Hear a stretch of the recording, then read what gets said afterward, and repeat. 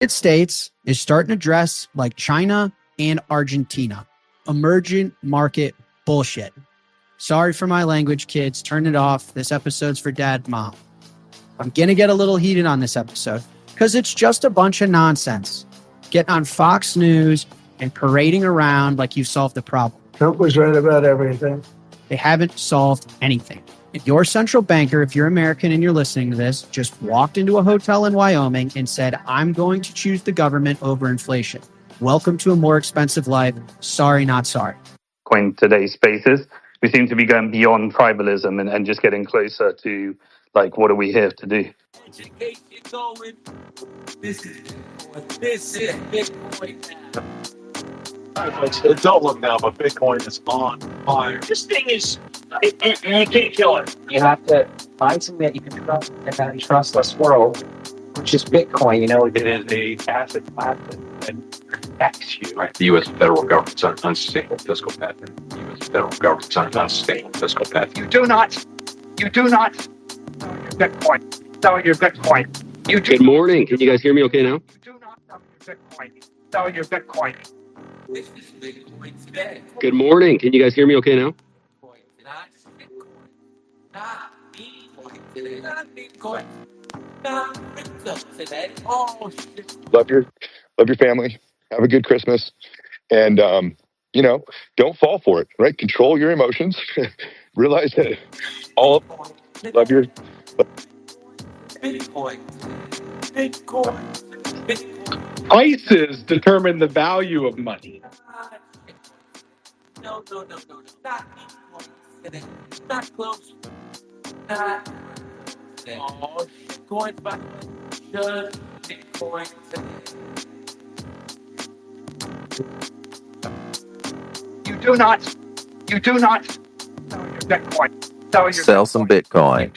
You do not. Looks like Terrence is having some trouble connecting this morning. Sell your Bitcoin. You do not. Say hi to Darkside first. What's up, Dark? Do we need to tell you where the button is? Yeah, you There do. it Of is. course. Top of the day to you, Loren. What's going on, man? Oh, living the dream. Christmas is next week. Sure snuck up on us quick, man. But then again, I'm old. Everything goes by quick. Yeah, it does. Nuts. What's new with Yeah, you, buddy? not much, man. Just kind of watching and learning. I see British is with us. I There he got a is. new I got a new call sign for British. Ready? Oh, dear. Evening, guys. One more time. Love it. What's up, British? What's up, guys? You good? Good. It's evening there. I didn't hear the call sign. I apologize. I hope it was The funny. third time. Go again, Dark. Ah, That's the sound of breaking spaghetti, British. there I it did is. that time. I have a call sign for Dark, but it's too rude. Can't air it on a family show. What's up, Terrence? How's it going? Are you ready for Christmas? Are you guys going to exchange Bitcoin again? Yeah. I will give her 2 Bitcoin and she 1 in return. Sam is here. What's up, Sam? Hi, Loren. Hey, man, you got Hi, here at the Loren. beginning instead of the end. Last time, Yeah, was it yesterday? You had to say your piece in one fail swoop right at the end. yeah, and there was some kind of gremlins with my microphone or whatever. Yeah, I'm Right. good. I'm good. Happy to be here. Did some Christmas gift shopping yesterday. Bought a few books to give the family. Terrence is among them. So, Oh, Terrence, nice. I've been diving into Terrence's catalog of videos as well, watching back some awesome content there. So yeah, happy to be here. Keeping an eye on things in Europe this morning is probably where my attention is. Sure, we'll get to that in a bit. We'll say hi to Chad. What's up, Chaddle?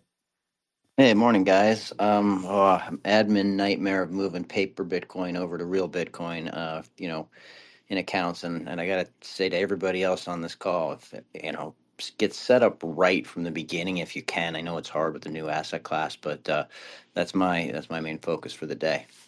And good morning to everyone. Morning. What are you doing, Chad? Are you selling out of an ETF? Is that what you're doing? Yeah, sure. I don't mind sharing.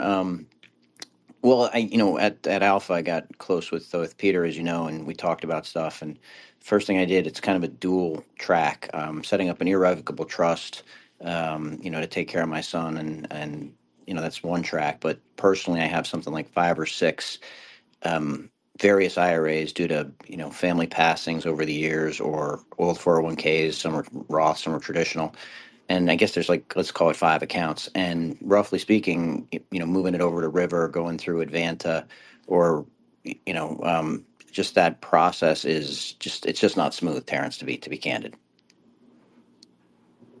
Yeah, but are you moving it into spot Bitcoin or Hey, no? Terrence, can we Yes. take this bunny path at a later date? I was hoping to say hi to the other folks up here real quick. If you Oh, guys there's don't other mind. folks here. There Hi, are. Loren. Sure. Asteroid was the next up, and he hasn't been here in a long time. So, good morning to Asteroid. Good morning. How you guys doing? Great. How you doing, buddy? Is it cold over there where you live? No, it just warmed up, man. All the snow is Really? melting. I know No you guys snow, don't huh? deal with snow in most of where you live, but I don't No. mind it. Yeah. Nice. Who else is up here? Got the Puncher's Punch. here. What's up, Punch? What's up, guys? How are you? Just listening in. Happy to be here. And Vinny Bitcoins. Finally, Vinny Bitcoins. Hey, There he good is. morning. How's it How are going? you? It's been a while. It's going well. Nice. Hey, this everybody up here on the stage except British, I think, was in the yeah, Chad was there. Yeah, was in Santa Monica. So nice to meet all you folks. Sorry, Terrence, you can go back to your regularly scheduled programming now. Well, yeah, I just wasn't sure if Chad used his words correctly, because I'm just curious when he said he's moving off of paper Bitcoin, that would imply that he's selling his shares in ETFs and buying spot Bitcoin. But I was just curious if that's what Yeah, he that's really what I was thought doing. too. Yeah, good point. Chad, that's where you chime in with an answer. Yeah, I roughly speaking, am selling ETFs and purchasing real Bitcoin. Yes, through custodial multi-sig is really where I'm moving more of my stack. I just I'm technologically challenged, as you guys know, and having the single key cold storage option is problematic. So the custodial multi-sig for me is a good fit.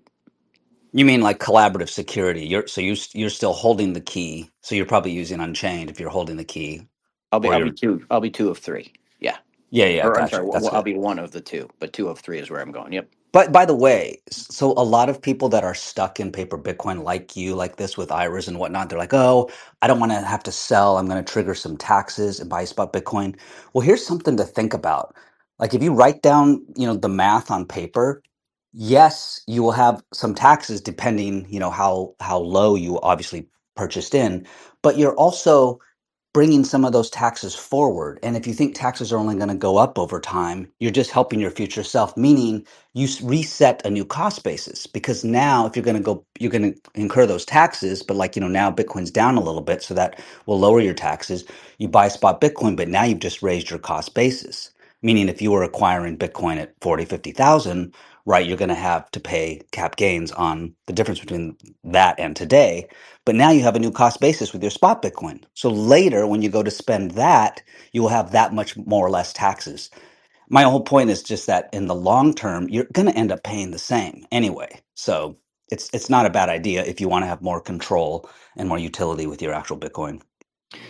That, and another reason I want to do this is the long term implications of holding paper is it's just too dangerous. I mean, I agree with Dark that at some point it's going to disconnect, and when that happens, I want myself or my son to be holding keys.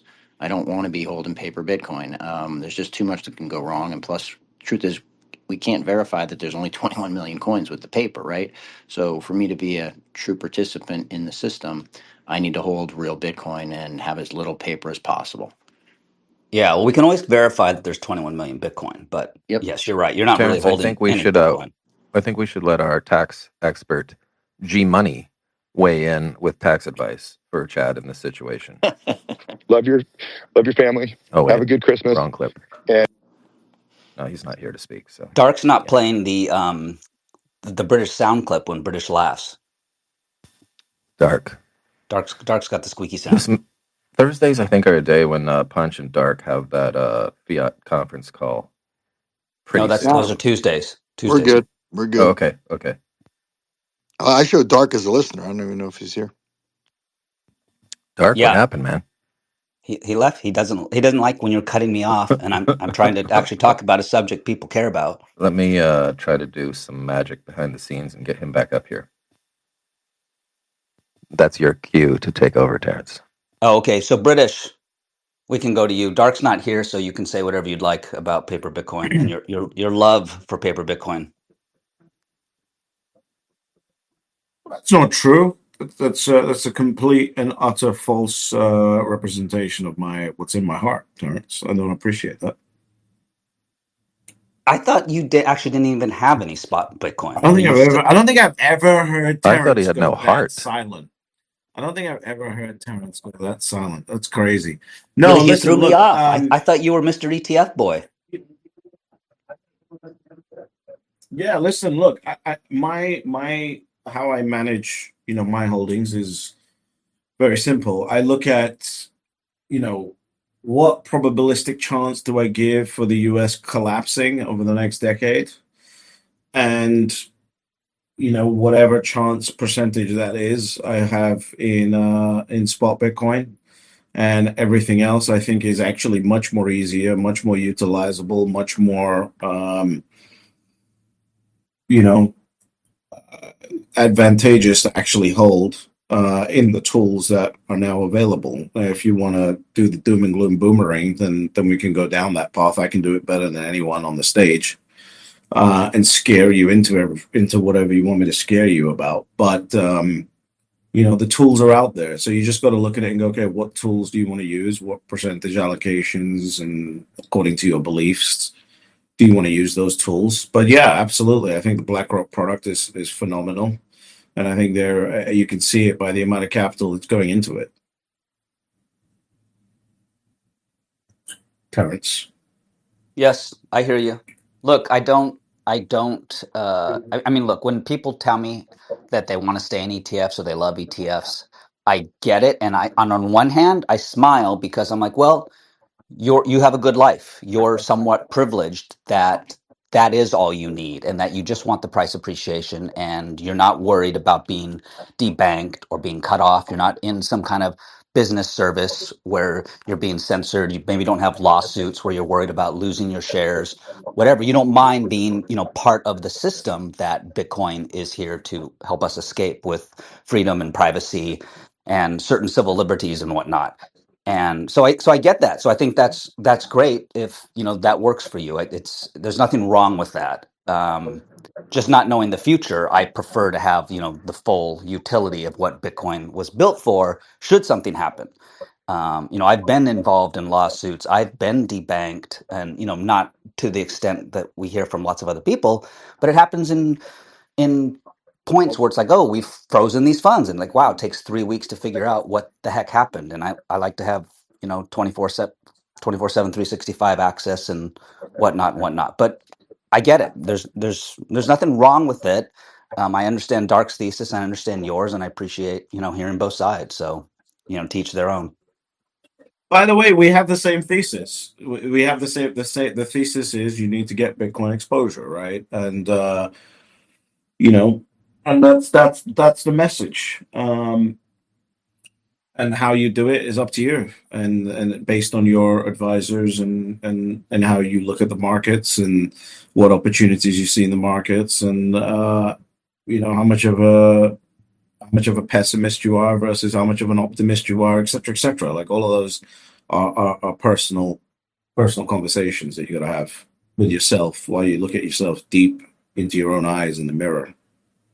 Yeah, and you can have a mix of it too, but just for me because I've chosen for it to be my money, I need to be able to spend it, and I can't spend an iBit share. So for me, it's helpful as well. I don't have the tax advantages you do based on the jurisdiction you're in, so I like to get funky with my Bitcoin in a way that minimizes my taxes or completely eliminates them. Dr. Mark, How does holding spot versus ETFs minimize your taxes? Because I would be interested in understanding that. Besides So you when just committing tax evasion, of course. No, with an ETF, if depending who you're using, let's say you're using Fidelity, you assign a specific tax treatment, and they treat that as sort of like one account or one wallet, and you're sort of locked in. You can't mix and match and cherry pick your UTXOs like you can, and I do with my Bitcoin. I can choose when I spend Bitcoin exactly which Bitcoin I'm choosing because I've very carefully cataloged with software when every single UTXO, every single Bitcoin has been purchased, where it's moved. It's all been tracked. So I can choose exactly what I want to spend based if I want to pay Understood. taxes. Understood. Yeah, have a capital loss. Yeah, Mark, understood. Completely agree. Completely understand. I think you called upon the good yeah, doctor but if of he's not chiropractic. talking, then he's I'm losing out. talking. You We guys have to have go to give back to me a Chin. chance to get in here. Yeah, I'm being there he patient. is. Yep. Go ahead. Can you Go Okay. ahead. guys hear me okay? I don't have my microphone. I wasn't Ten planning on four, talking. rubber ducky. Go All ahead. right, excellent. So I have this strange. I shouldn't say strange. This is my current situation with regards to paper Bitcoin and Bitcoin. I have less than 1% in actual spot Bitcoin because I didn't really understand what that was. I mean, I got it intellectually, but I didn't invest the time in it until this year. And then I have like, I don't know, 49% in custodial through Coinbase. What's the other one I use? I use Square. Those are my two big ones. I think I have some on Venmo. I have it like sporadic through custodial that way. And then I have the other 50% is like the paper Bitcoin. I have iBit, I have MSCR, I have Misty. And all of that is probably, I don't know what percentage of my overall net portfolio. But my point is, I get the aspects of why you would want to do self-custody as that being the best one. As someone who did not come in that route, and now thinking about changing it all over and adopting that, it's, for lack of a better term, it's almost just like laziness. Thoughts? Yeah, you're lazy. Okay, fair. That's fair. So, wow. Ouch. That's even worse than British's sound. So what I said doesn't mean anything to anybody. No one's in that situation. Well, no, I mean, like we were just talking about, you can do what you want, but it looks like Dark is back if Dark wants to chime in. Yeah, I mean, look, this is the thing. Like British made it binary. He doesn't see a 10-year horizon where the U.S. collapses. But the U.S. doesn't need to collapse for you to become a dissident in your own country. We saw that with the Canadian truckers, right? We can all envision a scenario where, you know, the left takes over in the United States and the populist left takes over in the United States, and all of us that have been here on Spaces talking about the demise of the dollar become dissidents. And next thing you know, we're under attack. We all saw Lois Lerner and the IRS being weaponized and all the different things that can possibly go wrong. There's so many arguments for self-custody Bitcoin that go beyond full collapse of the system, right? It could be financial collapse. Financial collapse doesn't end the United States. We've been through many financial collapses in the United States, right? It could be a reset of some type, a financial reset, a bail-in. All of these things are possible without a full-blown collapse of the United States and people living under bridges, you know, eating cats. So I think you just have to be a little more open-minded and just look to just recent history. I mean, within the last 5 years, Canada went full-blown communist, and they literally attacked Bitcoin. So I just think there's history here that goes beyond, you know, all out collapse. I think that if you open your mind up and you just say, okay, what are the chances that something goes wrong? Not everything goes wrong, but something goes wrong. Well, then those percentages go up substantially. I think Chad's had his hand up. Go ahead, Chottle. Oh, I took it down, but I just shot Terrence a DM. I was curious, Terrence, what sort of software do you use to track your UTXOs and keep everything in a really organized fashion across different platforms? So right now I'm using BlockPit, BLOCK pit.io, but there's a lot of them and they all do the same. I think Gary Cardone even has a company that does this as well, but they're essentially tax software.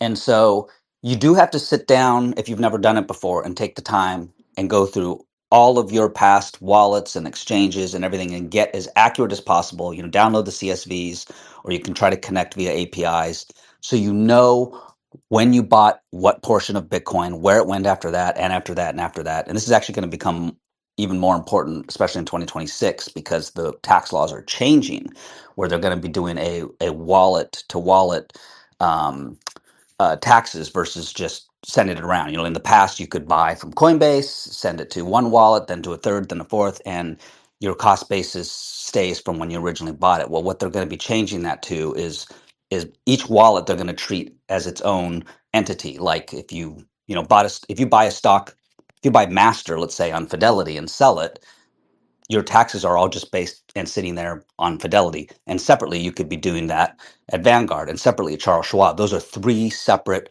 tax statements, and you can't mix them like you have been able to with Bitcoin and with crypto in general. So that changes for 2026. But anyways, I use BlockPit, Chad. Awesome. Thank you.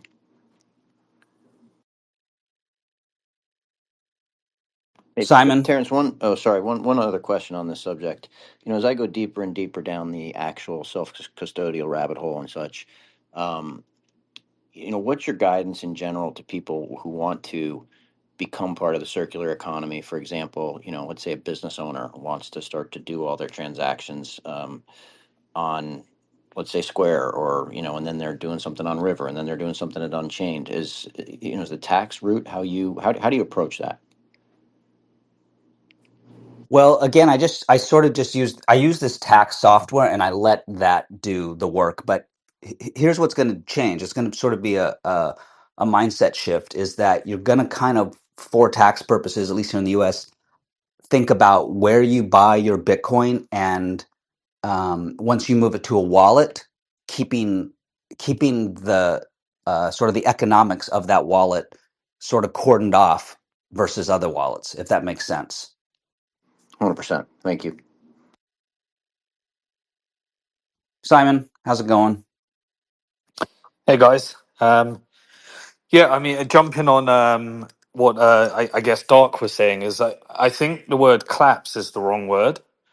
Um, it's about authoritarianism. It's about where, in general, we seem to be headed. And having watched and experienced, the decline of the UK and Europe into full blown authoritarianism, complete censorship through algorithmic control, and having witnessed firsthand having to escape my country in order to remain sovereign and do what I need to do. I've been through that for 15 years. And what I think we're saying here is that there is full blown corporate capture within the US. There is an agenda, I think, to strategically weaken the dollar, and to asset strip as much as possible in the hands of fewer and fewer. And every policy we're witnessing right now is moving us closer to that. And there is definitely a technocratic surveillance stroke police state that is being built under the guise of freedom. And if you didn't watch Trump's speech last night, which he simultaneously almost engineered everyone watching because people weren't tuning in. So he precursored it with almost an invasion in Venezuela in order to get people watching, because everyone thought there was going to be a war announcement. And instead, he just gave a sales pitch for the US stock market. And US stock market is code word for screw the economy. go in all on stock. So I've just witnessed it before. I've just seen the bullshit.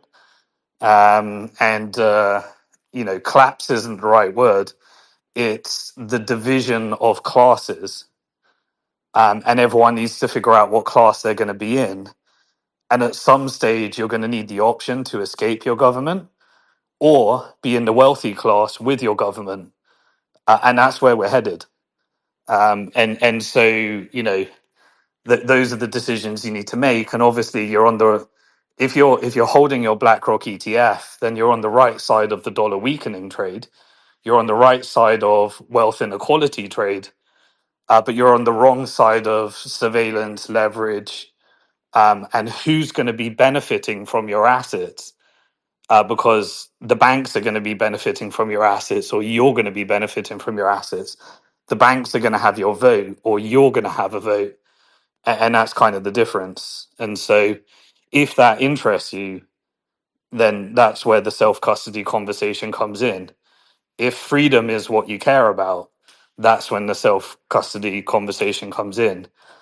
And that's not about claps. That's about a recognition of just clear trends that are just so glaringly obvious to see right now. And I think everyone should be preparing for that, because I think ultimately it will be a costly decision not to be preparing and thinking like that and doing it before you need to, because if you do it when you need to, it's already too late. That's what I'd say.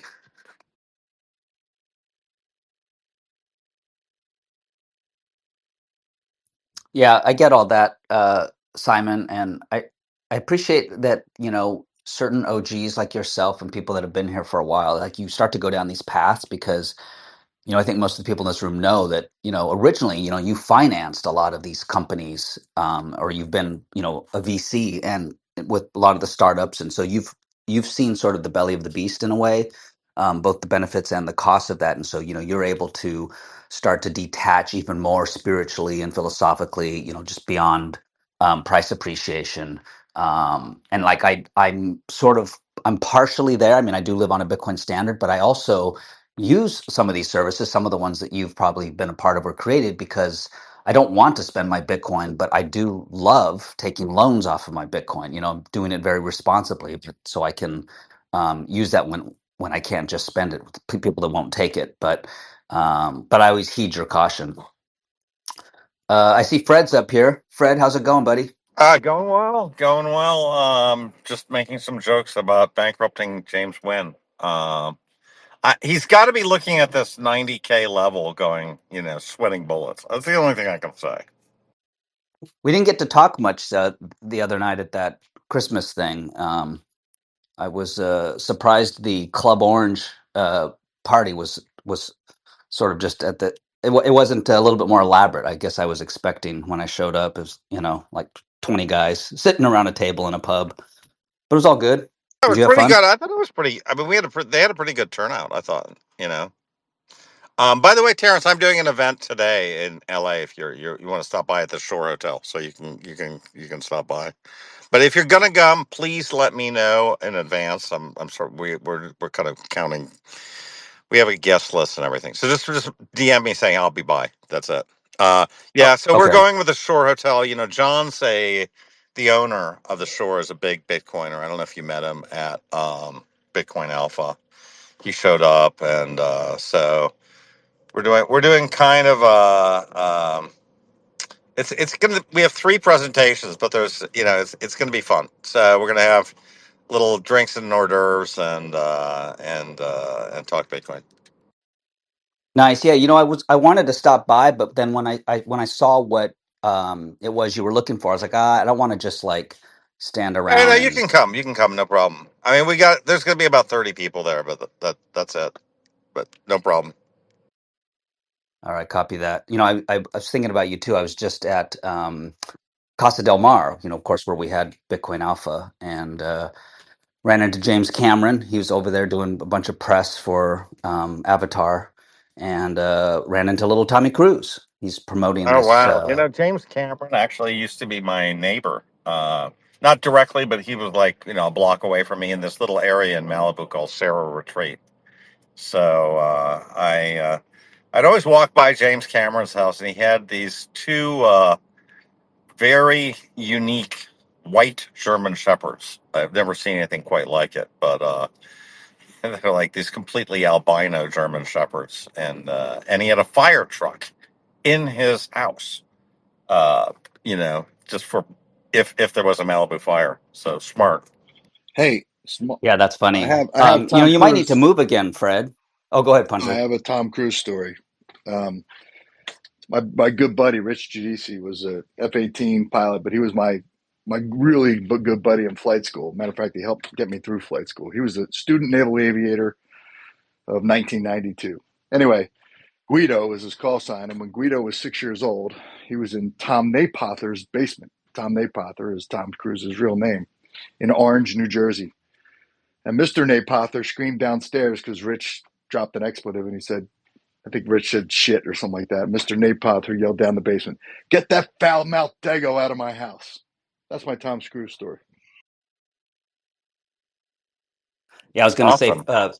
Fred, you might need to move soon because I think you're somewhat in the Brentwood area, and after the Rob Reiner murder, it was just like it's like everyone's getting murdered in Brentwood. It's like They are. They you are. got to watch It's out for O.J. interesting. Simpson.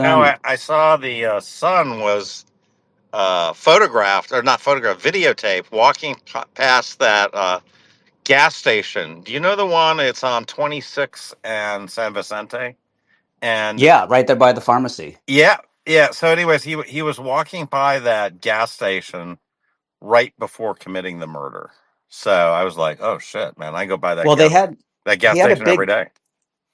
Yeah, he had a big argument with his parents they were at Conan. So Conan throws this annual Christmas party, which is pretty cool. I've been to it. I didn't go this year, but apparently it was a big fight, like in front of everybody. Michael Keaton, Kate Hudson, like all these people. They were just like, "What is going on?" And I don't know the details, but just went home and slashed his parents. It's unbelievable. It is But we could change unbelievable. the subject. Yeah, Thomas, how are you doing? Good. Just working on some writing right now. So just thought I'd listen in for a while. Asteroid, are you going to join the conversation, or are you just going to sit there like a lump on a log? Hold on, what are you writing, Thomas? What are you writing, Thomas? I wrote a book in 2019 called Digital Labor, and the subtitle was "The Coming Demise of the White Collar Worker," and it was quite early in terms of its forecasts of what was going to happen. But the premise was that advancing software was going to replace knowledge workers, white collar workers, and it would be a gradual, then all of a sudden move. I had thought in 2019 that it would happen a lot sooner than it did, but now we're 7 years later, and now it's kind of happening. So I'm writing sort of the sequel of, and it's the working title is Synthetic Labor, and it really talks about how businesses should be redesigning their business models that are labor less, meaning that they're less dependent on labor. So if you think of something very simple, a business is open 9 to 5 because that's when people work and they're awake. But if we don't even think about the fact that, say, Amazon Commerce is open 24/7 by 365 because there's no people involved, at least on the front end ordering. So now take that and extend that to all aspects of knowledge work. And the work I'm doing in my consulting, I see, in the last 25 years, we've seen a lot of commercial outsourcing contracts where labor has been structured. It's been structured to be put offshore and put into tight silos. Well, it's that exact structuring of labor that is the sweet spot for AI to replace those workflows. So, but what businesses aren't prepared for is how they change their end-to-end business processes to take full advantage of the fact that humans do not need to be in the loop, and you can really change your business process. So it's not about doing things faster and cheaper. It's also about doing things differently and creating new business models. Yeah, Thomas, also relating that to the Bitcoin story, like I remember when we first launched all the exchanges, basically it was just 24/7 from the get-go. And then everyone was trying to plug that into the 9 to 5 banking system with bank wires being closed on the weekend. And that's kind of when Charlie Shrem created like a Bit Instant to try and help people get funds into Mount Gox because the banking system was still operating off the 9 to 5 Monday to Friday. And now I guess you're seeing like Coinbase just announced 24/7 stocks, 24/7 everything. So we're just getting that structural adjustment to all markets being open all the time, but there's still a massive the entire ecosystem of markets was just built around that concept of that people need to rest on the weekend. Like even in the UK, there's still laws because like people were meant to have more peace on a Sunday, and so like you're forced if you're a retailer to close at 6 p.m. on a Sunday, and by law you're not allowed open any later. But and then it's just like where do all these things go? Because the assumption was that people are going to church on Sunday, but all these things are kind of breaking down. So it's pretty interesting you said that. So when I wrote the book, I mean, I published it in 2019, but the content was developed in the 2, 3, 4 years prior to that. And at that time, that's when I started to get into crypto, and Bitcoin was part of that. Really looking at blockchain, and what we started with an automation theme, and then we came to the conclusion that you needed to have digital tokens of exchange to handle microtransactions within an automated workflow. That the old legacy reconciliation of things like book close and financial remittance, where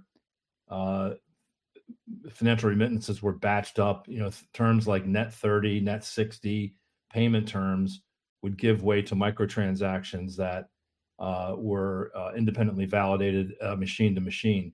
And so at that time, again, it was unclear in 2016 and 17 that Bitcoin would, at least it was unclear to many people, myself included, that Bitcoin would maintain its dominance. So one of the narratives that was popular then was the flippening, where people thought Ethereum would flip out. And what people I think were attracted to, and I know I was the idea of smart contracts, the ability for contracts to self-settle at a micro level, and then how you would scale that into an end-to-end workflow. That was very appealing. So we looked at lots of different tokens, and they all had nice white papers, but they just never really took hold.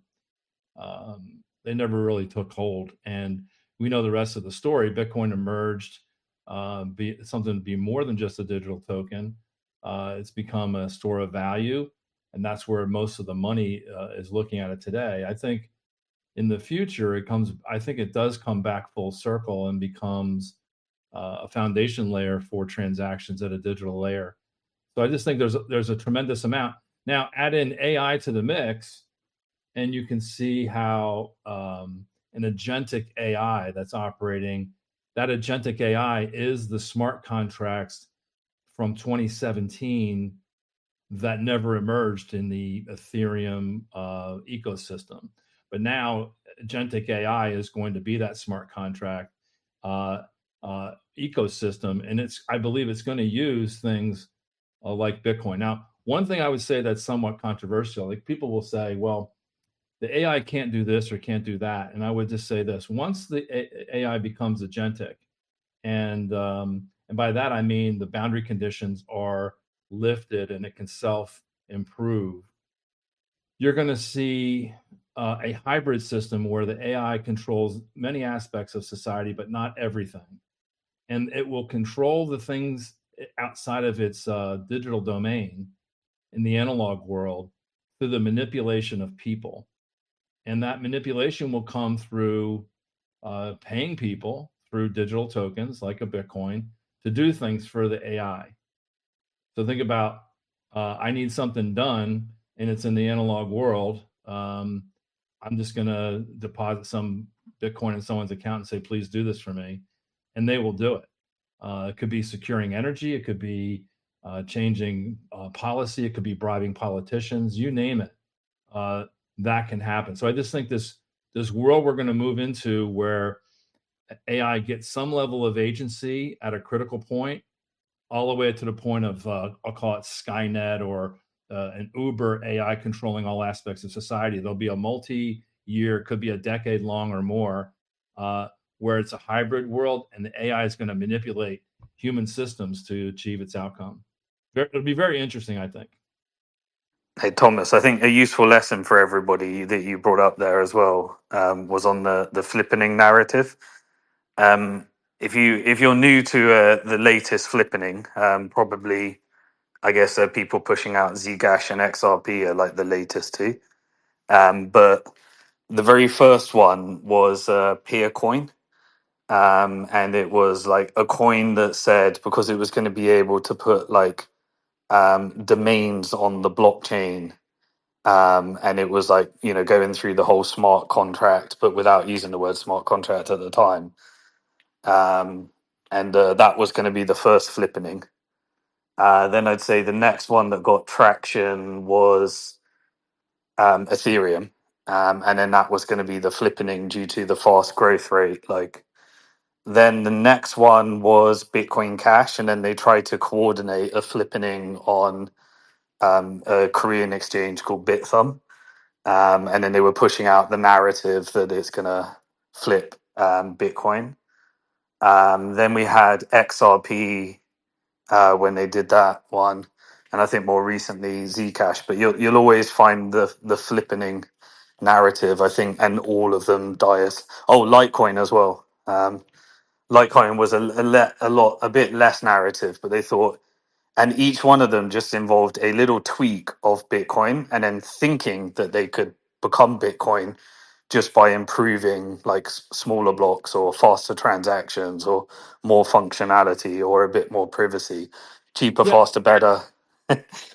I think it's important. Like I'll go back to that time frame, 2016, 17, and I would say that the value paradigm that we had in evaluating these technologies was highly focused on intrinsic value. Like, what is the utility of this token? And in that sense, you could make lots of arguments about this intrinsic value, that intrinsic value for this project or that project, et cetera. What's emerged is with Bitcoin, at least in my opinion now, in the last few years, has been an overarching extrinsic value where we agree as a community. And the larger the community gets, the more we agree. We agree that there's something to this, that there is tremendous value in the Bitcoin network for a store of value to preserve your wealth, et cetera. The fact that it's decentralized and not controlled by anybody adds to that extrinsic value. So the more people that own it and believe in this thesis, the stronger that extrinsic component becomes. And that's where Bitcoin separates itself from Litecoin, XRP, Cardano, all those other ones that had promises at some point, but they're really limited to intrinsic value if they serve some purpose, and many do not, and a very weak extrinsic value, meaning it's very temporal.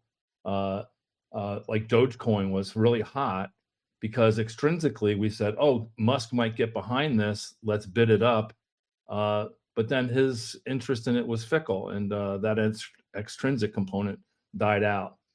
So I think that is the distinguishing factor of Bitcoin, the fact that it is decentralized, it's sovereign, and my hope is more and more people adopt it because that secures the extrinsic value component to Bitcoin, which is a big driver to its current nominal price. Hey, speaking of Musk, what happened to do you remember when he used to do hashtag Bitcoin? You'd get the B symbol. He took it away and never brought it back. What'd you say, Yeah, people? I don't know. I like Musk. He's an interesting character, but you got to wonder what he does and what he says. Like, do you think he owns a lot of Bitcoin? I think he does. I think he owns a shit ton. He just doesn't want to talk about it.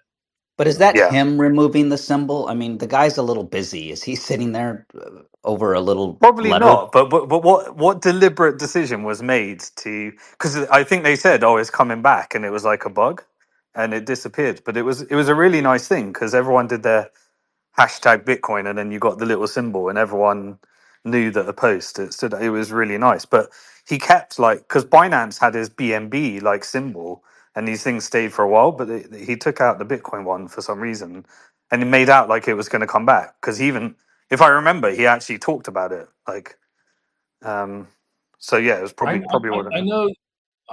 There's a lot of people up here that probably know a lot more about it, but I know the algorithm on X, they're really de-emphasizing the use of hashtags, and they want the system to be able to comb the content and discern what's in there versus you spamming 15 hashtags to try to get attention. Yeah, it's probably less relevant, right, Thomas? If everything's AI readable, what's the point in the hashtag?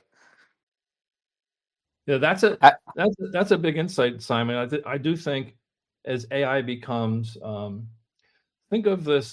This is a term we use in our consulting: is the emerging God architecture.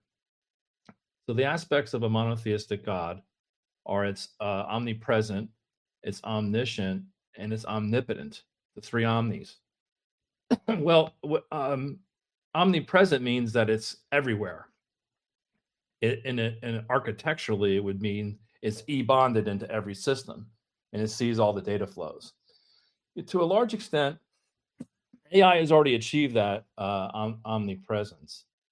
And then you get into the omniscient side, which is it's all knowing and all seeing. Can it see the telemetry going through the system and understand what it sees? I would say 5 years ago, the answer to that was clearly no.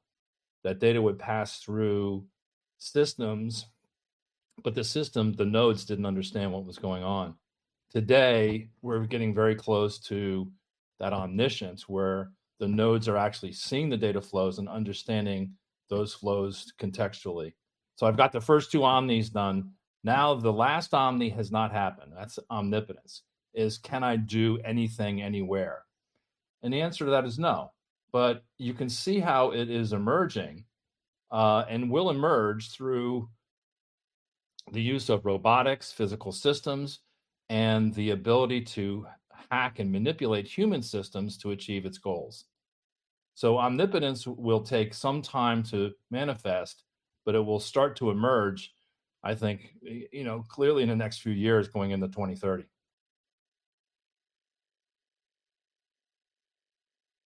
Hey, Sam, I think you had your hand up, and Shannon's now here. Hello. Yeah, hey, Terence. Firstly, Thomas, could you send me a link to your book? I wasn't aware you had written a book like that, so send me a link. Sure. I'd like to read it. I'll put it in the nest here. Cool, thanks. Yeah, just an observation, Terence. My kind of read about what's going to happen through 2026 is it's going to be adoption versus resistance. I'm kind of I've got Bernie Sanders' video in my mind when I say that. I think it's the first time that the AOC, Mamdani, Bernie, Elizabeth Warren sort of showed their hand. I think this is the opening act of the narrative that we're going to see ahead of the midterms. The populist left, AI and Bitcoin equates to, as Bernie said, the very, very, very rich. Like rich people are Satan. So we're going to see resistance, but we're also going to see a lot of adoption, right? Whether it's AI, Bitcoin, stable coins. So I think, I'm not saying I have any answers or any predictions or anything like that, but I just think 2026 is going to be, with populism on the left and right. I think AI and Bitcoin in particular, it's going to be like a game of tennis. ahead of the midterms, where the radical left are going to get more and more opposed to AI and any sort of technological development that they'll try to sell to their voters as being authoritarian or whatever. And then you'll see, like Asteroid and I have spoken about this with AI. AI appears to me to be a top-down adoption. Fred disagrees with that, but Asteroid and I made a good observation that if you're down in the weeds and you're asking people, Fred, you're the exception, you're developing stuff. The narrative around AI seems to be top-down driven, which is the antithesis of all other technological development that I've seen in my lifetime. All other technological development starts at grassroots, including Bitcoin, and sort of moves upwards in adoption. But AI seems to be a top-down. But anyway, those are just my thoughts, Terence. I think we're entering into a year of adoption versus resistance. Sam, with the top down thing, I think people like they hear the story because they hear the fantasy story around like the entrepreneur in his garage. But if you look at like the reality, you've got like MIT is pretty much military industrial complex funded, you know, and Silicon Valley deeply connected. And then you have DARPA, and you have all of those military budgets. Every single technology that we use today was created via military, via government Pentagon budgets, and then it was privatized, and then integrated into Silicon Valley straight public. So all of this innovation wasn't created by it was all created by government. Yeah, the underlying technology was created by government. That is true. That's 100% true, because that's where the money is, right, for research and development. But I think the point I'm trying to make is when that technology manifests in sort of real world products or services, it almost always got manifested by, you know, a graduate student who gets together with, you know, someone else, and they're in a garage and they develop something and it gets bought out and it sort of moves up the chain. I don't see that with AI. I really don't see that. I see it all as being top down. Now, I'm not saying that's a good thing or a bad thing, and I'm absolutely not saying I'm a bear on AI. I absolutely think AI is going to change our world very quickly. But it's just an interesting observation, and Asteroid and others have seen it too. It's ironic that it's the tech guys that are saying, "Hey, wait a minute, we're reading about AI everywhere, but actually on the ground." So yeah, that's just my observation. Adoption versus resistance, I think, is where we're going in 26. And I think the entrepreneurs are pushing the narrative in order to raise funding from the government as well. So there's an element of that. Like if you can push out China's about to take over, its systemic risk to national security, then you get all of the big beautiful bill and Pentagon budget. And so media is certainly weaponized by entrepreneurs in order to make sure they get the access to the capital that they need.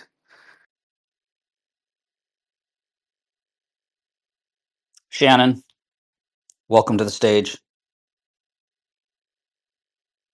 She's blonde, so maybe she Oh, can't find you. all right, calm down.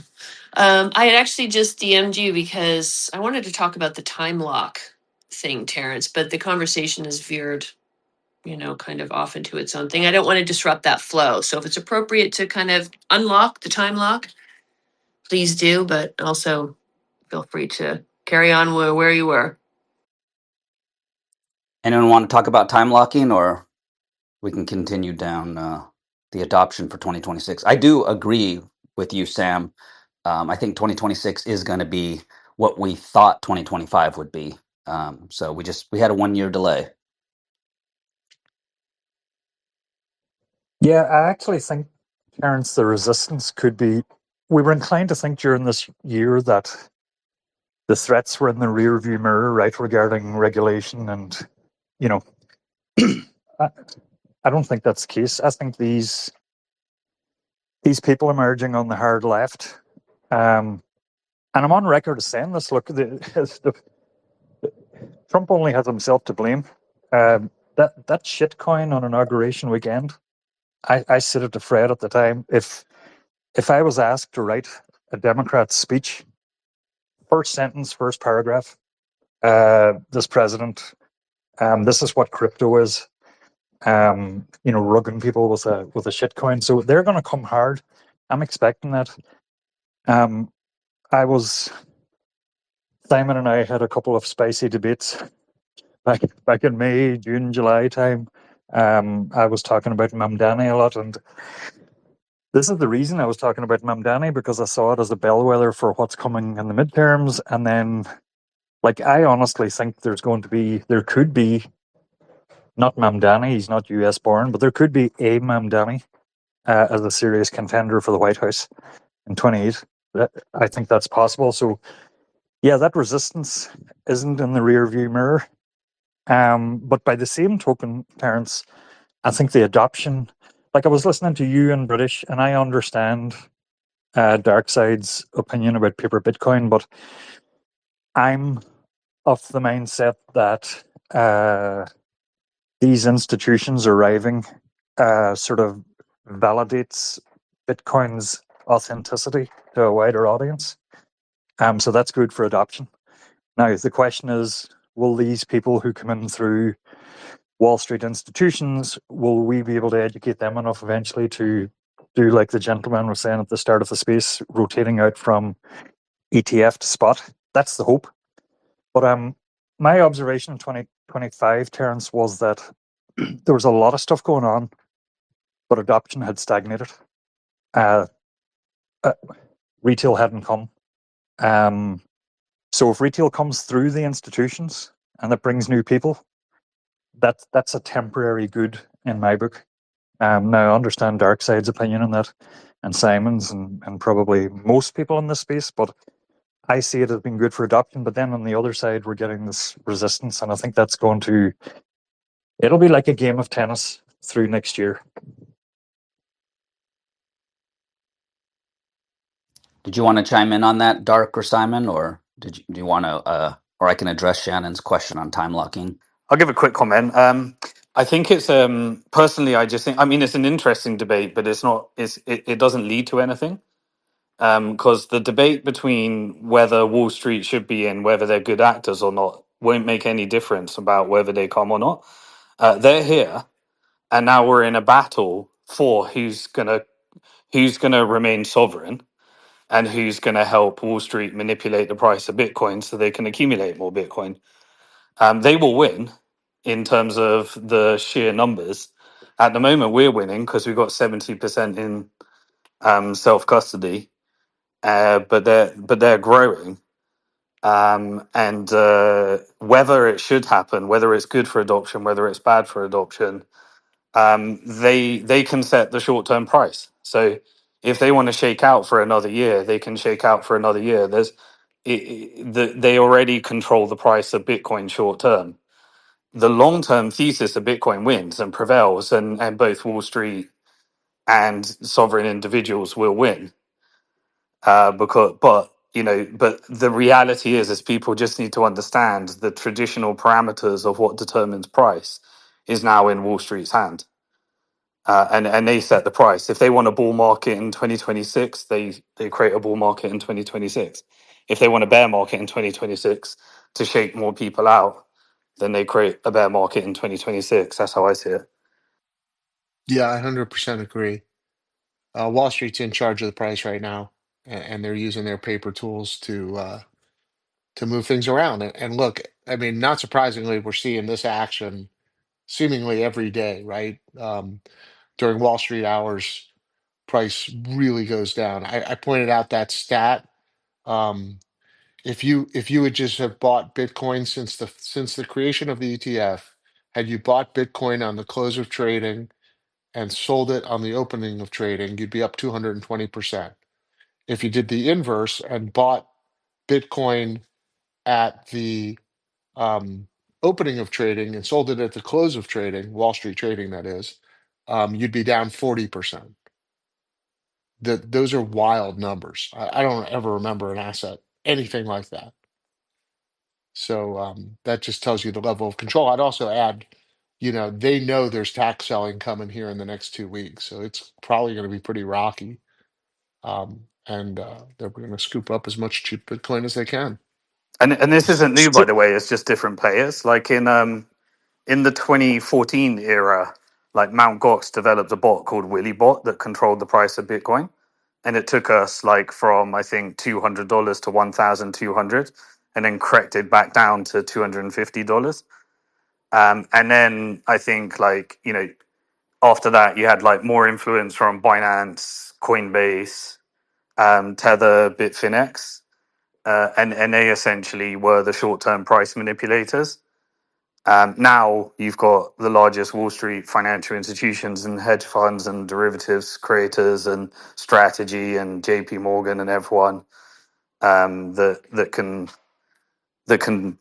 determine the price. But again, what this drives out, and I'm hoping if I could try and put something positive on it, hopefully it drives people into long term investing rather than short term speculation, because they're going to win the speculation game. They're going to get way more Bitcoin than you. If you're the speculator and you're trading against them, they're going to end up with way more Bitcoin than you. And so hopefully it drives that type of behavior. And I think it's us to communicate that. And then I think we should continue to communicate the freedom message, because Wall Street's going to get adoption no matter what we say. But the freedom message will determine, what when things get very extreme. And remember, you could love the Trump administration, but they are building a surveillance state, a police state, and all the technology for massive, massive authoritarian control. And you might be happy with the Trump administration having it, but it's going to be inherited by somebody else. And it's the corporate class that are in charge of that. And crypto is just a tool, and stable coins are just a tool for them building that thing. And so that's where the Bitcoin story remains, and that separates Bitcoin from the crypto market. so not to argue with that, Simon, but I think opinions on this are determined by when you arrived in Bitcoin. I'm starting to see that pattern. Like, I get the self sovereignty, I get the freedom sales pitch of Bitcoin, and that's all well and good if you got here, early enough to have some sufficient amount that you actually are sovereign. But if you got here, I don't want to let's pluck a year. If you got here 2022, 2023, and I like to think I speak to those people, you want wider adoption first, before you figure out. And if you're here in 22 or 23 and you're a hodler, you're intending being a long term investor, you don't really care about Wall Street playing short term games, right? But what you do want is a wider audience to come. I know I'll get scolded for this, but because there's the aspect of number go up. And I guess what I'm trying to say is people are fine with number go up when they're newer in the space. And it seems to me that the longer people are in the space, they're like, it's not about number go up, it's about freedom. So there's a sort of a split there, and I can see it. Personally, I saw that adoption had stalled after I got here in the fall of 23, and I saw that adoption had stalled. Like when you got the good news, it was like, Gary Gensler is going to be fired. This is happening, that's happening, but you didn't really see that retail were coming or adoption was spreading. You might have seen, like British talks about this, an empanada salesman accepting Bitcoin somewhere, but widespread adoption wasn't coming. So in my world, and I'm as opposed to Wall Street as anyone in the space, but in my world, I sort of see them as a conduit through which people who were out there not in the space may start to come in. So that's where my viewpoint comes. I'm not beating a drum for Wall Street by any means, but I just want to see wider adoption, and I don't see where else it comes from.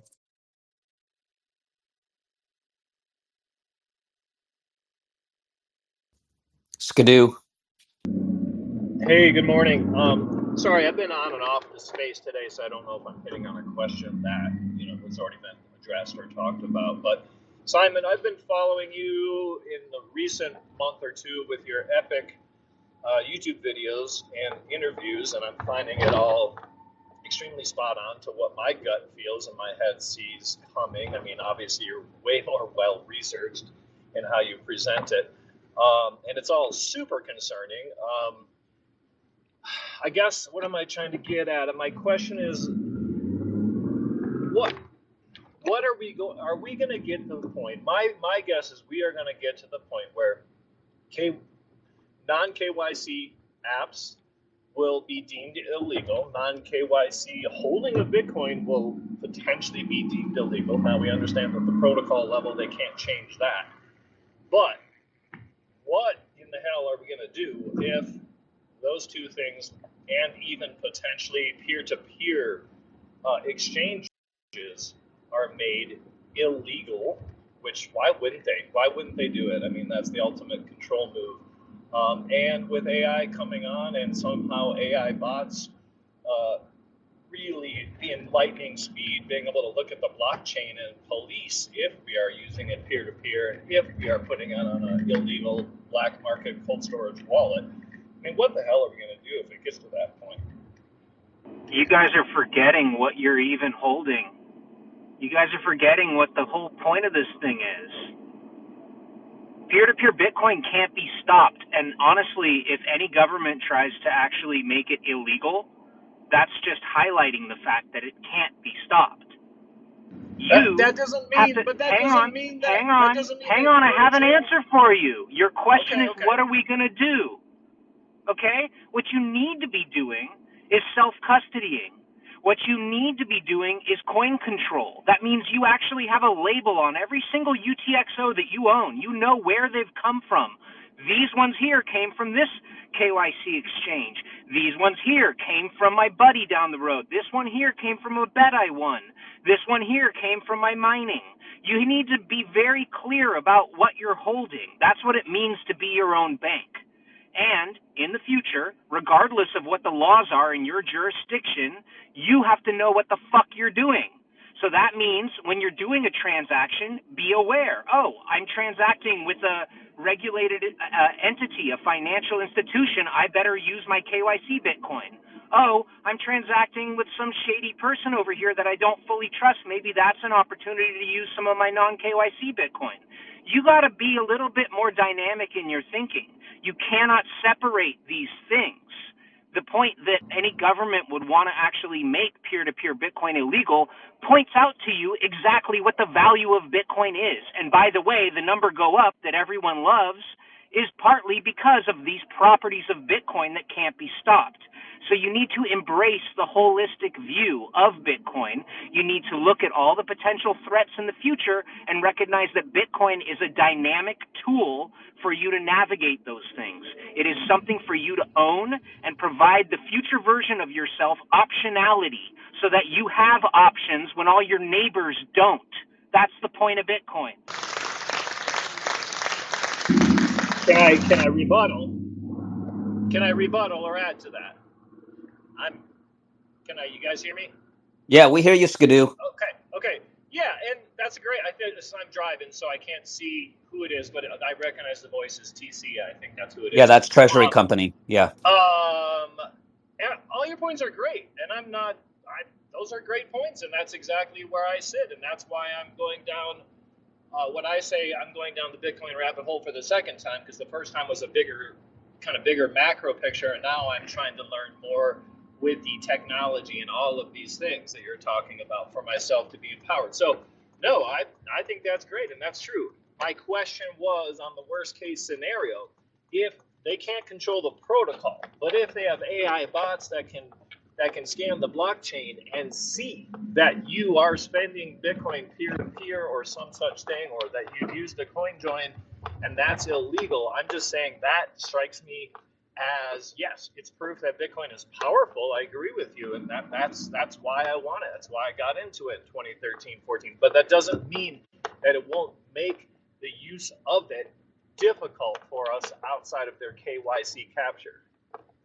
Right, and that's what I'm talking about is you need to develop a nuanced understanding of how to use the technology, and you have to conduct yourself on an ongoing basis with care. That's what coin control is all about. It's a series of behaviors and activities that you do constantly with your Bitcoin and every single transaction on chain where you have clarity about what am I spending right now. Think about it this way. When you pull your wallet out and you've got a bunch of bills or maybe some change in your pocket, you might have a sense about like what you're reaching for when you go to spend. That's the whole point. Are you pulling out your debit card? Are you pulling out a credit card? Are you pulling out cash? Are you writing a check? There's all these different ways we spend money in the fiat world. With Bitcoin, it's not totally dissimilar. It's basically you need to keep track of that stuff. And the truth about it is, if you really understand what KYC is in relation to Bitcoin, you understand exactly what it means to have KYC free Bitcoin, which means it doesn't matter what surveillance is happening on chain. It's not tied to your identity. So what the fuck are you worried about if you're spending non KYC Bitcoin peer to peer? Now, if you're spending non KYC Bitcoin or sending it to a regulated financial institution, that's where you may run into some friction. And that's where, again, it's just important that you know what you're doing and you have clarity about what you're using as inputs to your transactions. That's coin control. It's very powerful. Tomer. Hey, good morning. I've started listening in the middle of TC's rant, so I may be a little bit out of place here. But it sounds like you guys are talking about fungibility of Bitcoin and spendability over the long term, and I don't disagree with any of what TC said. But I would like to kind of add in maybe one or two points when it comes to spending your future Bitcoin. Most spending, unless you're buying a house or a car or something of very significant value, is likely to be in the more day to day thing, where in the future, for both speed and efficiency, you're likely to use Lightning.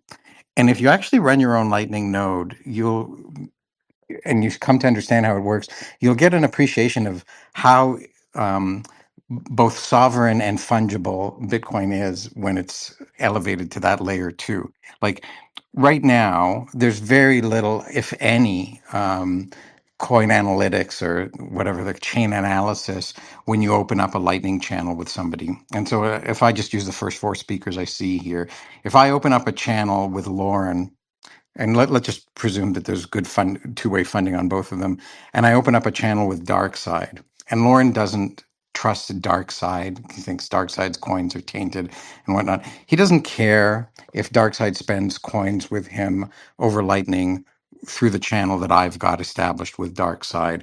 The reason being is he's not getting any of DarkSide's coins. He's getting my coins and I'm getting DarkSide's coins. And so when you open up a Lightning channel with somebody else, you're basically you're making I like to use the word treaty, but you can say it's a contract with them, where you're agreeing that their coins are fungible for your routing purposes, and anyone who's connecting to you is agreeing that your coins are fungible for uh, their routing purposes. This may be a little bit over people's heads, but it's like if I've got if DarkSide is sending um, one 100,000 satoshis to Lauren over the Lightning Network, and I'm the only hop along the way. It's just a simple thing. What's actually happening is DarkSide in the channel that I have with him is saying that I have 100,000 more of those coins, and me and my channel with Lauren is saying that Lauren has 100,000 more of those satoshis. I shouldn't say coins, um, of those satoshis, and so I'm neutral. I've gotten 100,000 coins from DarkSide Satoshis, and Lauren's gotten his 100,000 Satoshis from me. And that chain of custody gives Lauren the 100,000 Satoshis that DarkSide owed him. And DarkSide's got 100,000 less Satoshis on the Lightning Network. But as far as the provenance of DarkSide's coins are concerned, Lauren doesn't care because Lauren didn't get an on-chain transaction of DarkSide's coin. He got the ability to settle an on-chain transaction that's two of two multi-sig with me that contains in its satoshis that he and I both agree are completely fungible. So the more that you use Lightning Network, the more obfuscation and obscuring there is of the provenance of the coins that you're getting. You're really only getting technically on chain, ultimately the coins that are between you and the party that you open the channel with. And if you're the funder of those channels initially, then they're your own coins. So you obviously agree that they're fungible. And if it's with some other trusted provider or reliable provider, then you've got the assurances that their coins are going to be deemed clean. And if it's with your friends, then or other known parties to you, then you take whatever risk you take. But it's not a big risk. And I've not seen any chain analysis intervene with any opening and closing and settlement of Lightning channels thus far. So I just point Tomer, out that, it's such a good point, and it just is reminding me of a conversation I had years ago on Spaces, early days of Spaces.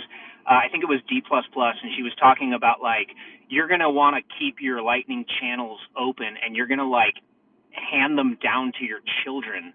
that That was there's me. Was that you? Yeah, Do you remember that? I've been saying that Lightning channels are treaties between sovereign entities that they will pass on to their children Yeah, and it's never close for a few it's years. So so she may be saying it powerful. too, but Yeah, yeah, it's such a powerful answer to the concerns about privacy and about legitimacy of transacting Bitcoin. And just imagine that a decade from now, we're going to have dozens of new layer twos. I mean, just in the last year, ARC is starting to kind of yes, like emerge, and we've got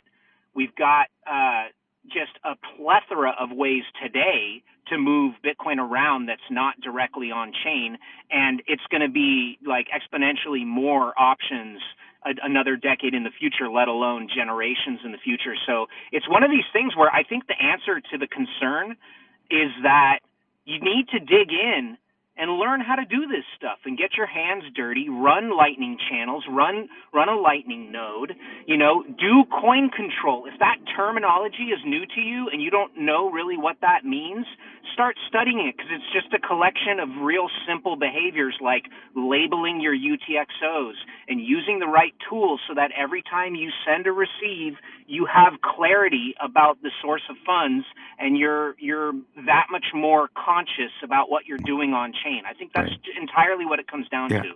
So one offer I like to make from time to time, and I'm making it again today, is if you have a node that allows you to run Lightning, that it's a 24/7 connected node, like node implementation, like Start9 or Umbrel, and you're getting started on Lightning and you want some inbound liquidity, I'm happy to, for obviously a limited number of people, open up 1 million Satoshis of inbound liquidity to you if you think you're going to receive, as long as as you open outbound liquidity of the same amount to a well-connected node, right? So this will give you the ability to not just, when you open outbound liquidity, it gives you the ability to send but not receive on Lightning. If you want to receive, you need inbound liquidity. I've already gotten one DM. I will, so I will follow up with that DM. And in the next couple of days over the Christmas break, I'll set up inbound liquidity. And I'm making this offer to the first 10 people. You don't have to rush. And I'll continue to make this offer, but very happy to provide you with inbound liquidity if you want.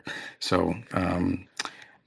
So there's that. I'm going to have to run. I have to help my wife and kid get their passports renewed, but always nice to join in on these conversations. And I'll try to listen in, but I'm going to drop from speaking. Thanks, Tomer. That was awesome. And thanks, TC, for explaining all that. That's great. Sam, did you have a question? No, just a quick comment. I agree. Just to clarify, I agree with 100% with TC. Existing Bitcoiners, he's right in everything that he said.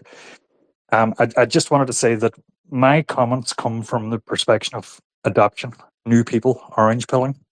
It's a hard sell. It's an extremely hard sell. That's why I bring it up. Yeah, copy that. Wrench, did you want to chime in here? Sorry, I didn't see you here earlier.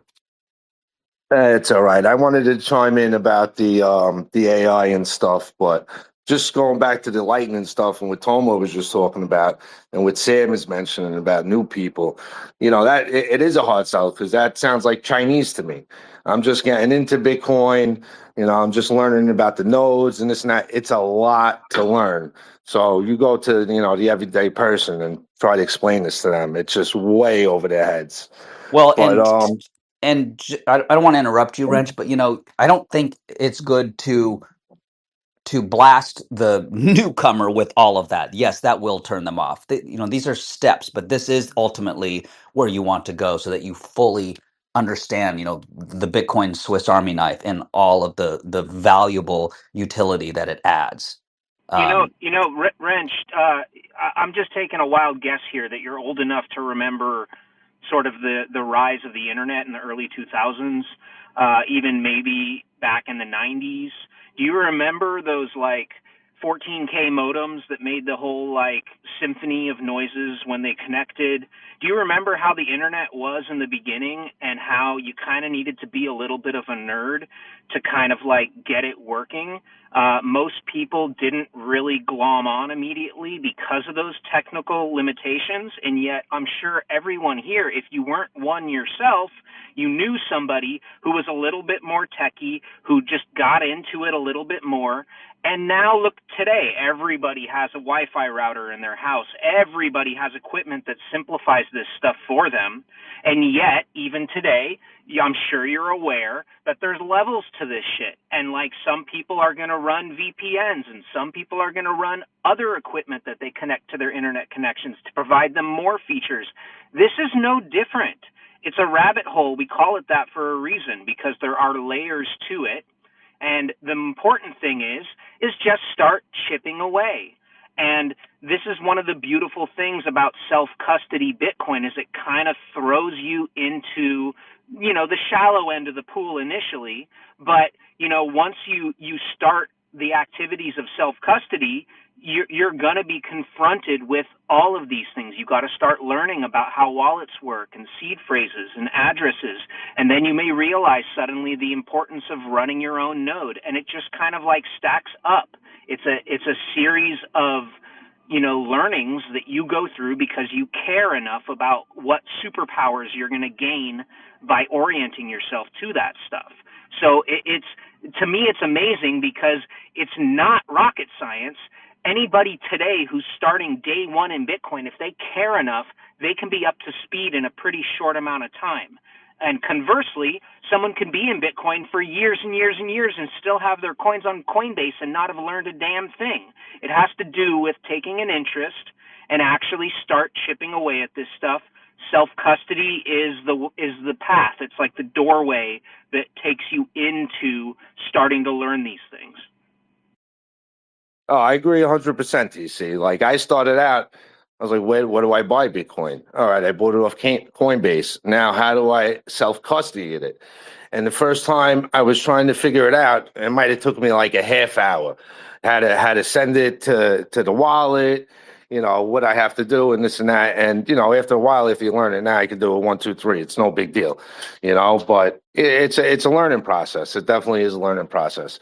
What I wanted to ask real quick, though, about if Thomas is still here and Simon's still here, because we had a conversation, I don't know, months back in the fall, and I was asking about my son.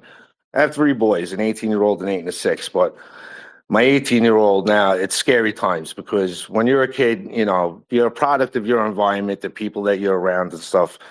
And now, he's hanging out with his friends. He's looking to see, what do I want to do in life? And he's applying for colleges and he wants to go to business school and he wants to work on Wall Street. And I tried to explain to him, I said, working on Wall Street isn't like it you see in the movies. It's not this, glamorous job that you get and so on. So anyway, right now he's he's a hustler. He tries to make money. So he comes to me the other day. He goes, Dad, I think I'm going to do bird dogging. I said, bird dogging? I didn't even know what that was. I had to look it up. So I guess it has something to do with real estate and selling houses. And you're not the real estate agent, but you find the houses. I was like, Mike, listen, I think that's a bad idea. So thankfully, he took my advice. Then he came back the next day, and I'm talking about a kid you look at him, he's thinking, he doesn't look happy. He had the biggest smile on his face. He goes, Dad, I figured it out.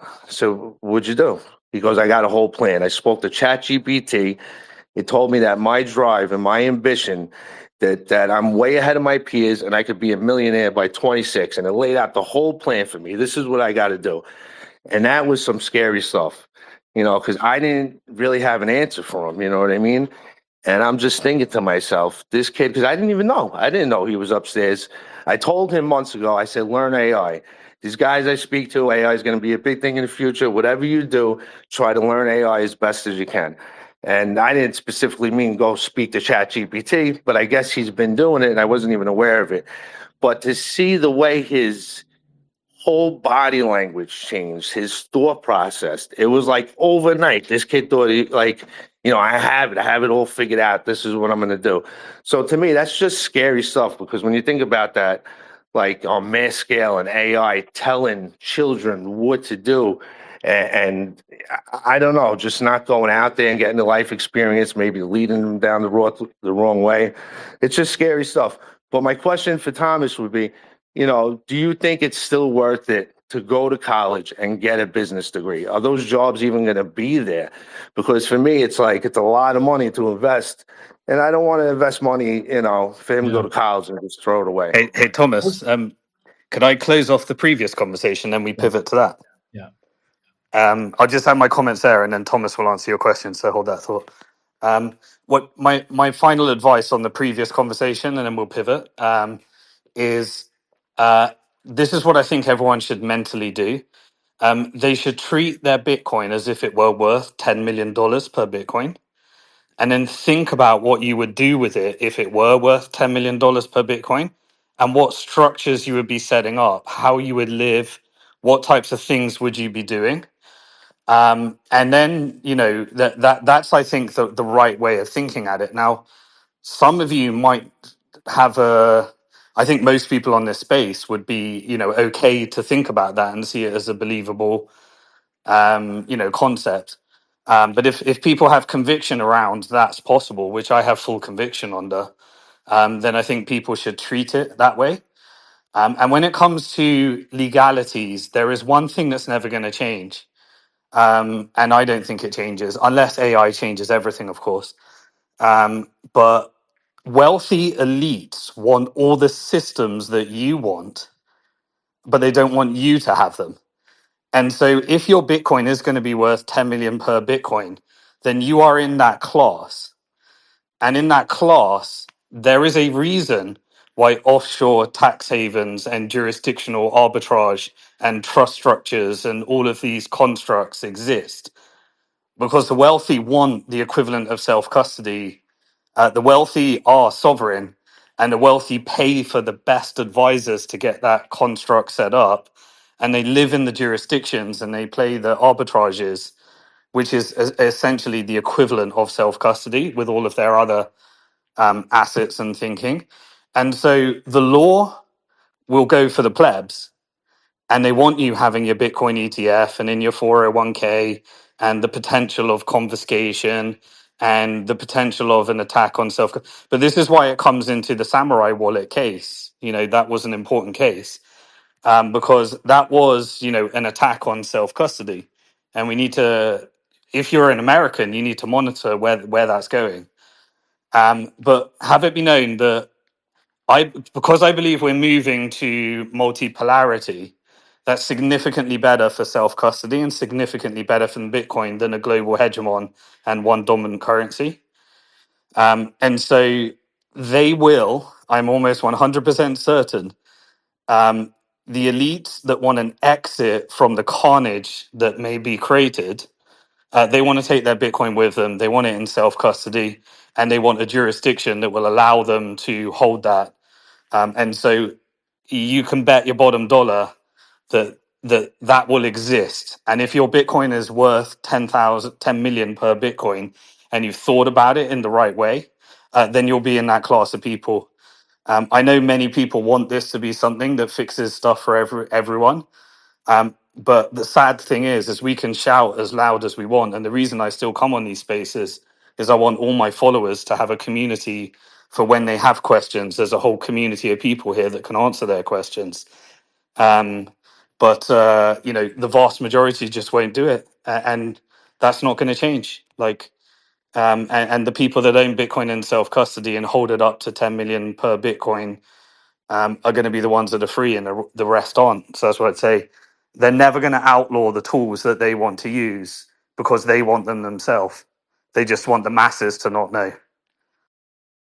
Yeah, they'll just continue to make friction at all the touch points, right? Like if you're sending Bitcoin to a bank or some lending platform or an exchange, they're going to have rules. And if you're outside of those rules, you may run into a shocking bad situation where your funds are frozen and also denied at the same time. It's going to be, I'm sure of it. There will be situations where people will send Bitcoin somewhere and it'll just get locked up and you won't get credited for that amount because, oh, we can't trace the funds here and the onus is on you to prove whatever framework your jurisdiction is demanding. So that's a no-brainer. Again, though, that's where you this is, to me, this is what diversification means in Bitcoin. You want to have some no KYC Bitcoin. You want to also have some KYC Bitcoin because you might need to reach for one or the other depending on what your transaction in the future is. And that's just the way I look at it. It's like I don't know what my future self is going to be doing, and I want to set myself up for optionality.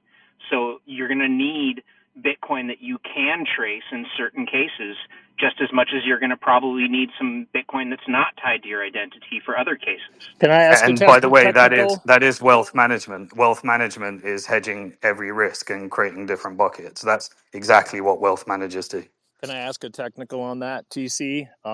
Do you think? I think that's a great point. I've been thinking about that for a while. Do you think that one, do various coin joins leave a signature that is always there that Sats or Bitcoin were coin joined? And two, it relates to what you just said. If that is the case, I would want some that are coin joined, and I would want some that are not, so that I can't be prevented from using it in the KYC venues.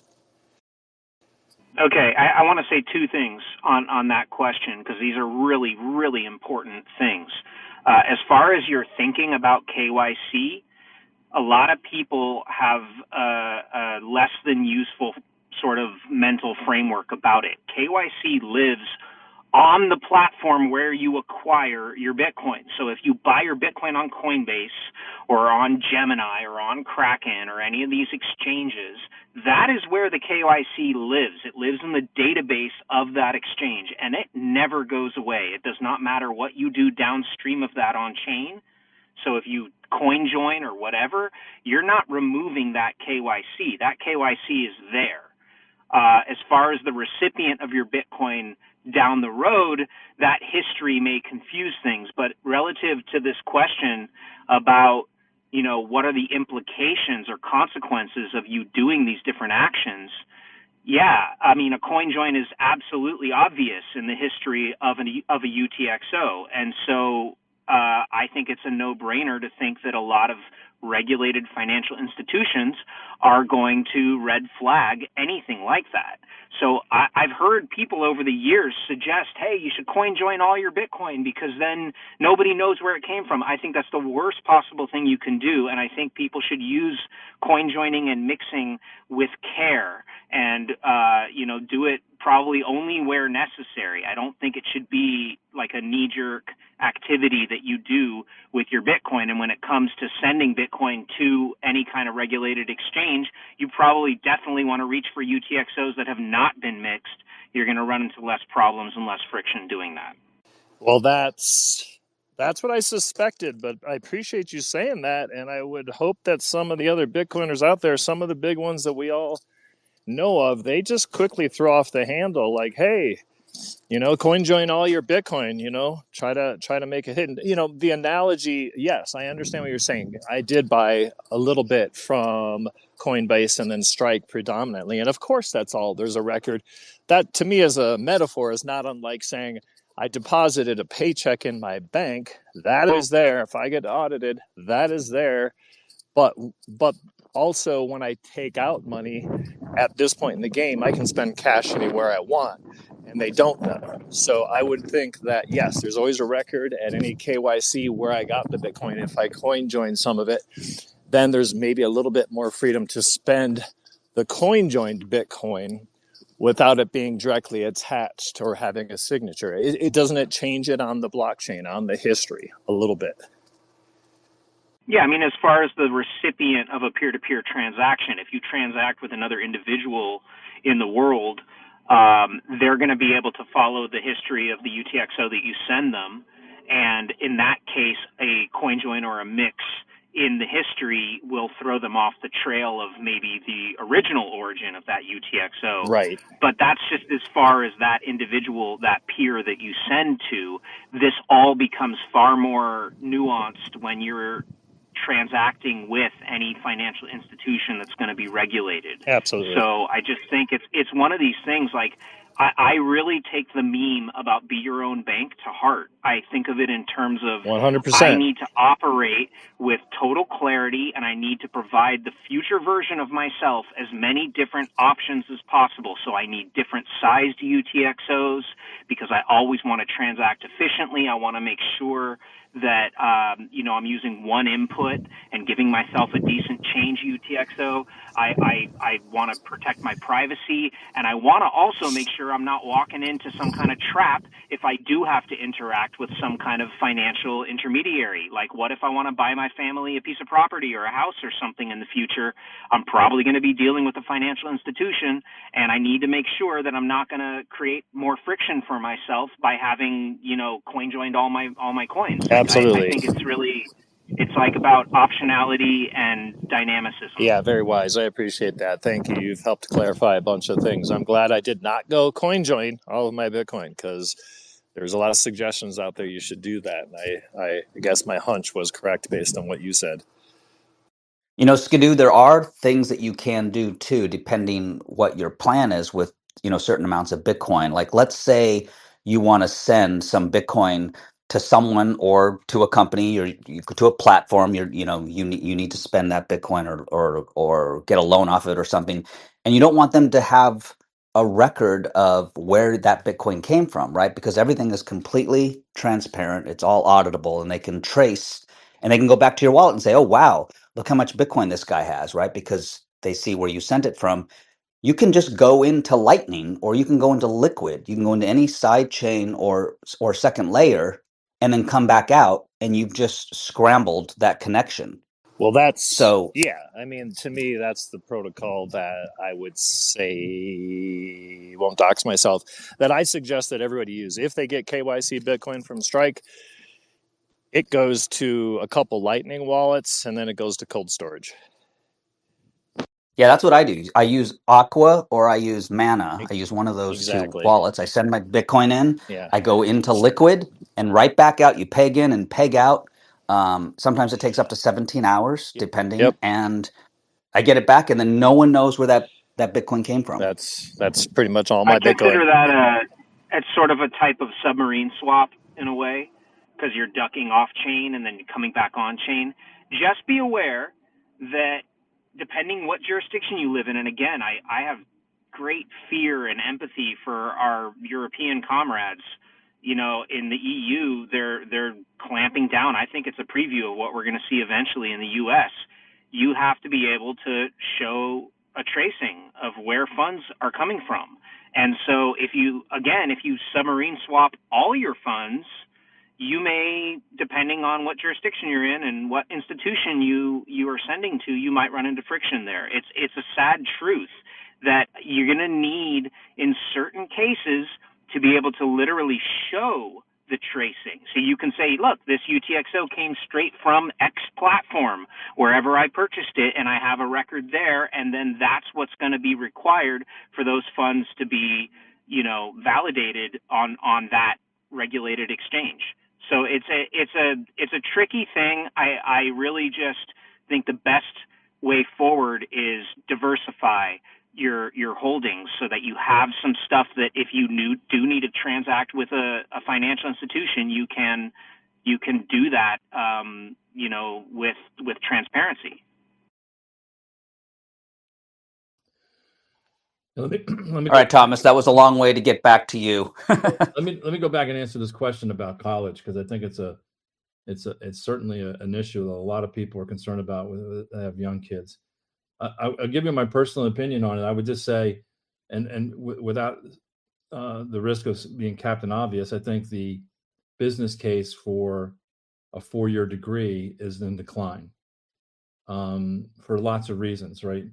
The price that you get for it, the exploding student debt that's evidence of the lack of utility for a lot of these degrees that go in there. So I wouldn't make a blanket statement say not to go, but I would certainly rethink it given where things are headed.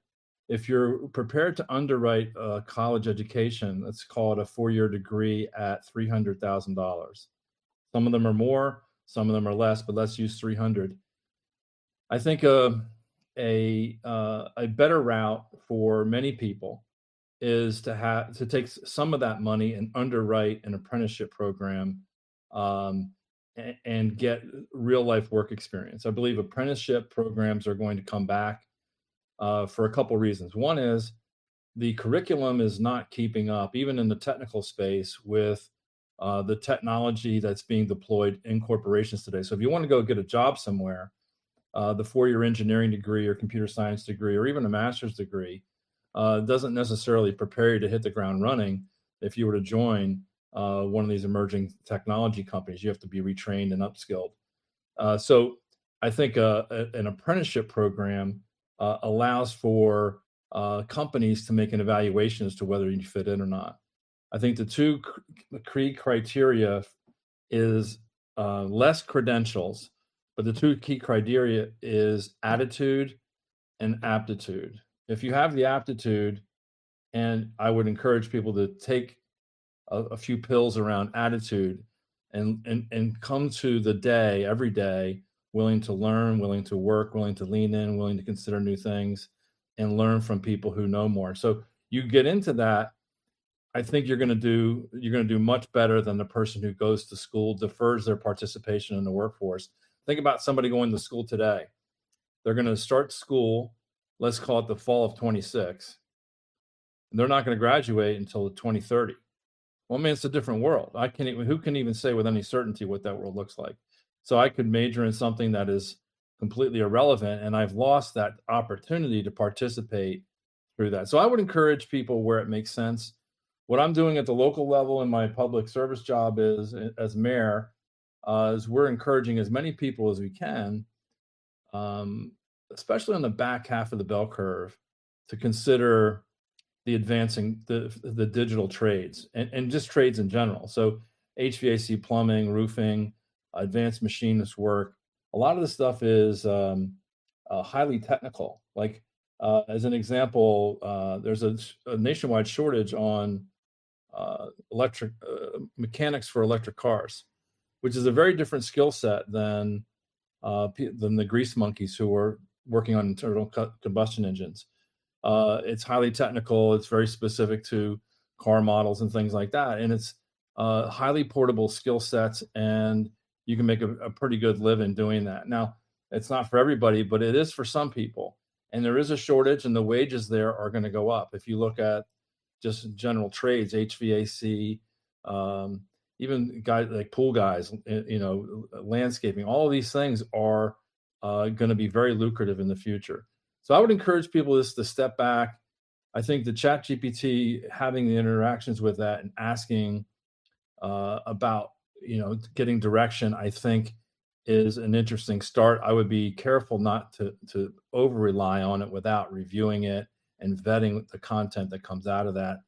A lot of the ChatGPT that I've done in other LLM models gives you a lot of confirmation bias. It tells you a lot of things you may want to hear versus being very discriminatory. So I would use it to ideate, but I would also vet those ideas that come out of that. But to me, if personally, if it were me, I have a master's degree in systems engineering. I wouldn't do it today. It's so much. I can learn everything I've learned on my own, and I would get a lot more out of apprenticeship and working with people and getting that job experience. And then ultimately, if you get a good job, if that job emerges, you're going to have that company underwrite your education, which is probably a better business sense to go do that. But with the world changing so rapidly, I just think it's difficult to justify a college education, except for people who are going to go to a marquee school. If you're going to go to one of the top schools where the degree is currency, Harvard, Yale, Princeton, MIT, those kind of schools, the networks there are pretty good. But if you're going to go to Bucknell and major in Italian cinema for $300,000, I would say that's probably not a good idea. Thank you, Thomas. I appreciate that. Glad the space is recorded so I could have my son listen to it. Thank you again. Hey, Loren and Dark. I'll be back in 10 minutes if you guys can handle the stage. I'd be interested. Or are both of you gone? Am I the only one here? Terrence, I would be interested if people have a different point of view than what I said. I mean, I shared my point of view, but I know it's not a universal point of view. I'd like to know what other people think about that. Would they agree, disagree, that I have a slightly different point of view? I mean, my quick 2 cents, Thomas, because I mostly share that same view. I even wrote about it in a book I wrote back in 2017. But I also feel like a lot of the people that are saying it, like you and me, we already had that experience, right? And there's all kinds of other benefits. Yes, on one hand, it's just it's an expensive 4 years of partying, but for me, I've made all kinds of lifelong friends. I learned how to make decisions. It's a coming of age time that I think is important. Yes, there's other benefits. So maybe you just avoid a ridiculously expensive school, but I went to a liberal arts, so rather than just focusing on, hey, I want to make movies, let me just study cinema, it's like I took classes that I wouldn't normally take or care about because I was almost forced to, whether it's like Western heritage or history or English or whatever. I viewed it more as an extension of high school in that sense, that there were all these buckets and including religion. Because I went to a religious, I went to Pepperdine in Malibu, which is a religious school, and so you're forced to take a certain amount of classes over there. I had to take 16 units of religion, so there was a huge benefit. But yes, looking back, it's like, wow. I was paying that off for 10 years. It was an incredible amount. It was so expensive. I left halfway through to go to a state school. I was pissed off at how expensive it was. I just could not understand So, why Terrence, it cost so much for that. transplant to today in your world. If somebody wants to break into your world professionally, is going to Pepperdine going to help them, or would they be better off with an underwritten, and I mean this, like an apprenticeship program where they're paid to do this either by the company or by somebody who's taking tuition in lieu of that and paying them so that they have I'll call it a living wage or enough to make ends meet while they're learning the ropes. Somebody who does 4 years of that versus 4 years at Pepperdine, who's going to be better off in your industry to move in to make movies and to do things? You can also blend. You can also blend them though too, right? Like that's kind of what I did. I'm blending the new age or the young person's economy, right? Like with content stuff and social media. I'm blending that with one of the most exclusive, formerly exclusive sort of industries, which was finance. Talk about a field where the school you go to matters, right? It's finance and markets and economics. Like you can always blend the two, right? I think it doesn't have to be black or white. Robert, that's actually what I'm working on in town where I live. We have a 2-year school in our town, one of the top 2-year schools in the country, and our slogan is 2 + 2 is the new 4. And what we're saying is you go to ostensibly 13th and 14th grade to round out your education on top of high school, and then marry it with apprenticeship programs that run in conjunction with that. So the curriculum is not quite the same as high school, but it's linked into the apprenticeship program. So you end up at the end of 4 years where you have no debt, your tuition was paid for, you have some spending money because you were making a little bit of money, but you end up with, I'll use the term, the 6-figure job with no debt at the age of 21, versus so many 21-year-olds are struggling in today's market to get a decent entry-level job. And when I look at the AI world today, we're going to be in a phase, and starting right now, for several years, 5 years, 7 years, 3 years, I don't know exactly how long, but where AI will be an augmentive architecture within the ecosystem. So if you are somebody who knows how to do work, the AI will help you do it that much better, and you will become very valuable. So think of this phrase: those who know how work for those who know why. But in order to learn how to be the why person, you have to have some experience. And so the companies that are hiring people, the how is getting replaced, the how dimension, by the early, easy, low-hanging fruit on AI. So it's very difficult for people to get in and break and get that experience. And so these apprenticeship programs is sort of an alternate route to get that experience, because companies can make a small commitment to you without committing to a long-term full-time employment, and evaluate you on the dimensions that I mentioned, which are attitude and aptitude. Do you have the aptitude to do the work? And do you have the attitude to fit into the culture, learn and adjust and progress within your career? So I think, Robert, you're right. That hybrid solution is probably the right solution right now. And it's what I would advocate for myself if I was going through it again. If I was 18 years old coming out of high school, that's probably the route that I would take. I have 3 kids. My son is older. He's probably 30. He's 34. I have a 31-year-old daughter. And then I just have a younger daughter who's senior at Rutgers, graduating this spring. We had early conversations about whether to go to school. There was really no question she was going to go, because it was just part of the family culture. And the things that were mentioned before by Terrence about the life experience of going to school, that probably was not going to be foregone. And we had the means to send her to school, so financially it wasn't so much the issue. But I am very concerned about young people today being marginalized by the changes in the workforce, and taken advantage of that marginalization through colleges and universities selling advanced degrees and degrees that are expensive and not relevant in today's marketplace. Yeah, and Thomas, it's also a very, we're all in the US, or most of us. It's a very US centric sort of thing. My dad, back in the, 70s, I guess, 60s, he got a PhD.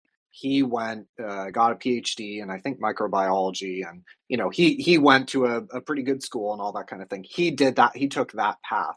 Back then, I think it was a different sort of thing. But he told me, in all of his various postgraduate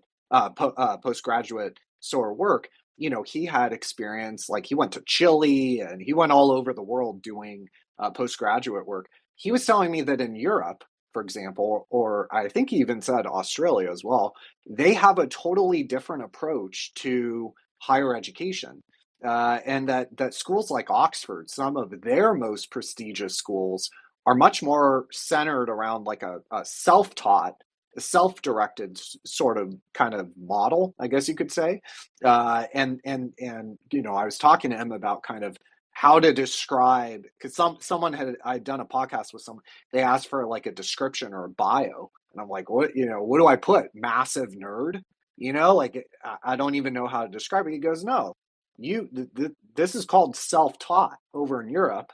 They have a much more kind of free or fluid, self-directed sort of approach to education. And AI, I was quite resistant at first to using it, but once I realized, like you mentioned, the augmentation, and used it for what it is. And look, I know enough that when a model gives me an incorrect answer, I know enough to be able to challenge it, right? And that took some time. when it comes to, say, macro or international finance or whatever. I know enough to go, I think you should fact check that. That doesn't sound right. And, it takes some effort and time to get to the point where you have that base level of knowledge where you can realize when it's hallucinating or realize when to fact check it. But once you get that kind of foundation, it is incredibly helpful in terms of, look, you can tell it to, you can give it a bunch of criteria and say, hey, I want to see the impact on this variable for these different conditions, right? Like model out, real GDP, inflation, model out the effect on this variable given these different inputs, and it'll do it in a minute, right? And it'll spit. Now you have to have that foundation, but if you're willing to put in the time and energy and nerd out, right, and really dive into a particular topic that you're interested in, it's really, really helpful, and it's turbocharged my ability to educate myself on something like the vast majority of the people in this space are like they took the old route, right, of going to the prestigious Ivy League school to get because you have to in order to get in the door for an internship at Goldman Sachs or JP Morgan or whatever. You have to have that kind of prestigious diploma on So your I would say, on your Robert, wall. I would consider you a strong macroeconomic person, right? But so I understand you're mostly self-taught. Is that right? Almost entirely, yeah. Yeah. So if I didn't know that you didn't have a degree, my observation of you would assume that you did. And so at the end of the day, what is going to matter in the economy more so than it did when I grew up and say when I came out of school in the 1980s, credentials were very important. Whereas I think today it's much more substance. Do you have the substance? Do you have the goods? Can you do it? And I have engineering degrees, but I did a lot of my time in corporate in the finance world, and I moved up to becoming CFO of different operating divisions and things like that. But ultimately, my career got capped in the finance world because I didn't have a finance degree or an MBA. I had engineering degrees, and so it was limited. And I was even told very point blank, yeah, you can't be this. You can't move up any further because you don't have the degree. And so, but I think those days are that kind of criteria is much less today, at least in my observation, working with a lot of Fortune 500 clients today. They're interested in whether people can fit in and whether they can work, whether they can contribute. And once you get to a certain experience level, your credentials are just about irrelevant. Yeah, I mean, Thomas, I don't think, various people have recommended to me, oh, you should go, work at a hedge fund or work at a bank or whatever. And I'm like, I don't think that that's the path. And it doesn't have to be the path nowadays. Like there are, a conversation that I think you were there, Darkside was definitely there, Gary was definitely there, conversation like a year ago about the kind of new economy and the new opportunities where you can, the entrepreneurship, as I'm learning, is incredibly difficult. It's hard. A lot of people want to be their own boss, right? But once you really kind of dive down that road, you're on your own. You are your own boss. You're responsible for yourself.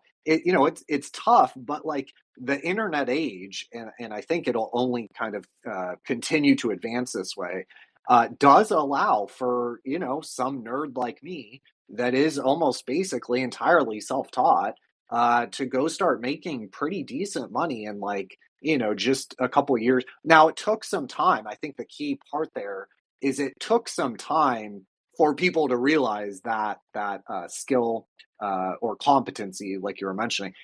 I didn't get that right off the bat. 4 years ago. Like it took some time for me to prove. I'm not an idiot. I kind of do understand this or that.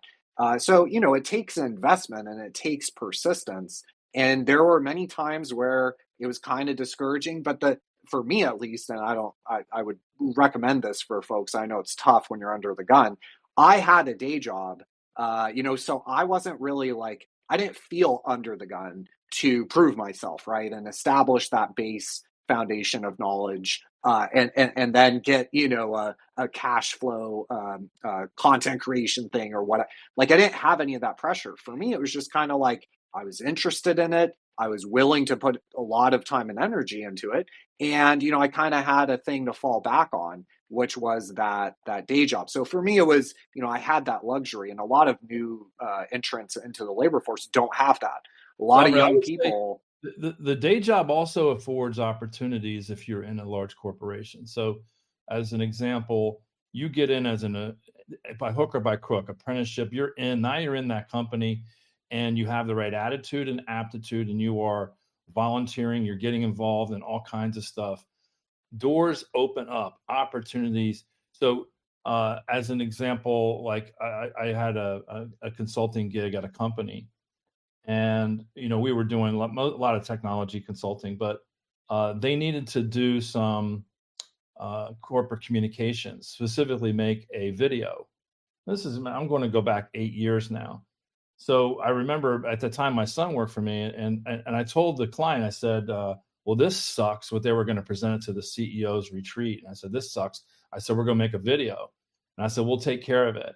Now, we had no idea how to do that. I go to our offices at the place, and I said to my son, hey, you got 36 hours to figure this out. Go make a video. And he just basically pulled an all-nighter and learned how to do it. Long story short, we end up making about 45 corporate videos for their corporate communications at this particular company. It was previewed at a lot of conferences and things like that. We would have never, ever, ever been hired to do that externally, meaning that once we were in there, we were able to leverage that and get positions. And that's what the other value of the apprenticeship program is the networking. Our good friend Grant Cardone, who jumps in our spaces a lot, he's not sending his daughters to college. He could afford to pay for a wing at the school, but it's not a money thing. He is putting his girls through the school of Grant Cardone, and they're going to be working at Cardone Capital. So when he's in here one time, people should ask him what his thoughts are and why he's not sending his girls to college. Yeah, Thomas, that happened to me. So, the owner, I basically worked kind of right under the owner, above, I don't know, 110, 120 people, doing compliance, right? Doing licensing and accreditation, that sort of thing. And as I kind of dove further into this field, or rabbit hole, whatever, we start talking more about finance, about markets, about asset allocation and macro and all this kind of stuff. And he starts to realize, oh wow, I have this employee, right, that already provides a critical part of my business operation, but he also knows all this other stuff. And to your point about a firm that would otherwise not have hired an outside firm, like he would have hasn't never happened, right? But he made a comment like, look, man, the company's got, I don't know, 300 grand in the bank. Why don't you clearly understand this sort of thing. Why don't you manage that kind of savings or whatever that the company has? And I actually looked into it, the SEC and FINRA, and it would have been legal for us to do it. He never ended up doing it, but that's more comment on the fact that follow through is difficult for him. But that sort of thing where if you have the desire to teach yourself a new skill, and that skill is valuable, it opens up all sorts of doors. I can't even list the number of people that have reached out to me about various different kind of ideas or opportunities, and for me, I'm still, this is all very early. I've only really been doing this like seriously for 2 or 3 years, so maybe not even that, right? And so it's only going to grow. And I would just really highly recommend to the young people that are listening, find something that I agree with the trades. I agree with the mechanical or technical or physical skills, welding or electrical. I totally agree with that. But there are, if you are really interested in a particular topic and that field, you have the ability to teach yourself, right? The internet is great with the amount of free information, whether it be YouTube and videos or Google Scholar, right? I use that a lot to find academic papers. There is so much free content out there to teach yourself. And then you add in AI.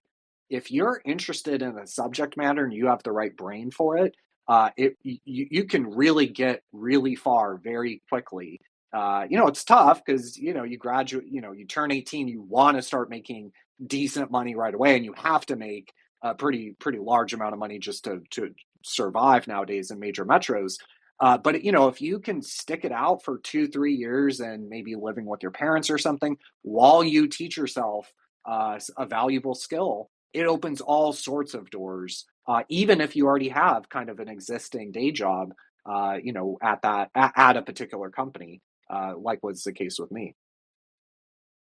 Hey, let's go to Puncher. He's had his hand up forever, and then we'll hit you, Blanca, and then Mike. This is a great conversation. My daughter last night has been stressing out because she's got to memorize a poem, like an old English poem. She's in third grade now. And I was just thinking to myself, what is the purpose of this? She's memorizing a poem. You're not really exercising a memorization muscle in your brain, really. She's never going to remember the poem. The poem's not even that great. What's the point? It's just a waste. I think the academic industrial complex is the inertia here. But the issue is, at a young age, you got to learn the basics, right? Math, reading, writing, arithmetic, all that kind of stuff. And then once you get that, there's a socialization aspect that I think you can still keep with kids having individual study at a young age. With software as a service and AI being the teacher, right? You're learning the basics, and if you don't understand a concept, you can very quickly bring in a different perspective or a different expert or whatever to explain it differently. So the kids learn great. So that eliminates the hazard of bad teaching. But then at some point, I think it becomes, what are you fascinated by? And the only way to learn what you're fascinated by is to experience things, right? But you can experience topics or subjects in a young age, because I do believe that you rise to the level of your fascination in life. Whatever you're fascinated by, you'll automatically be good at, because it's not really work. You enjoy it.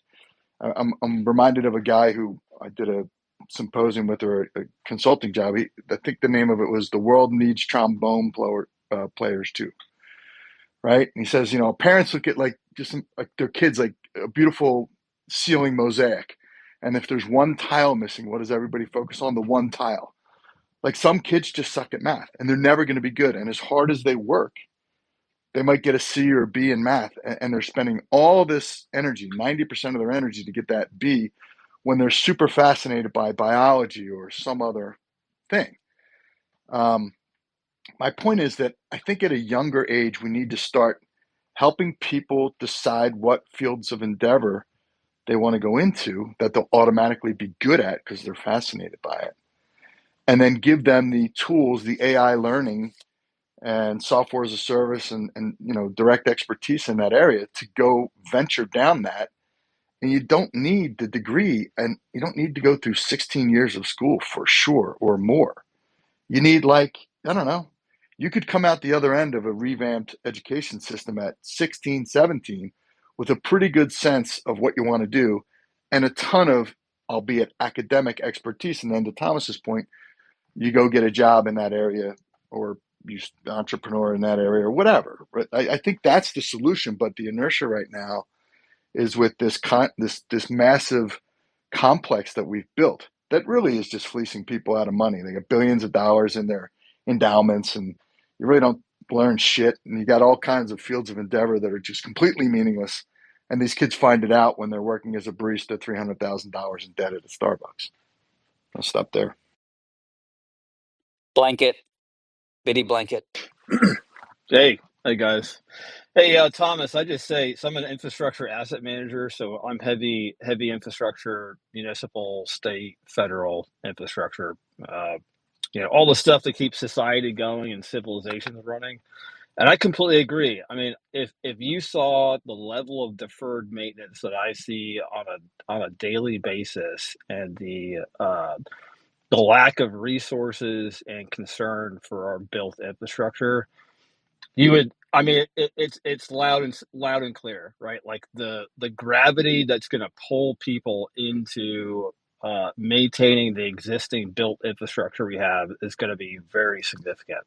I mean, those wages in people that are repairing and replacing components of our civilization that are critical are going to be extreme. I mean, I also had the same choice to partake in the business route and the finance route, and also, go after those premium schools.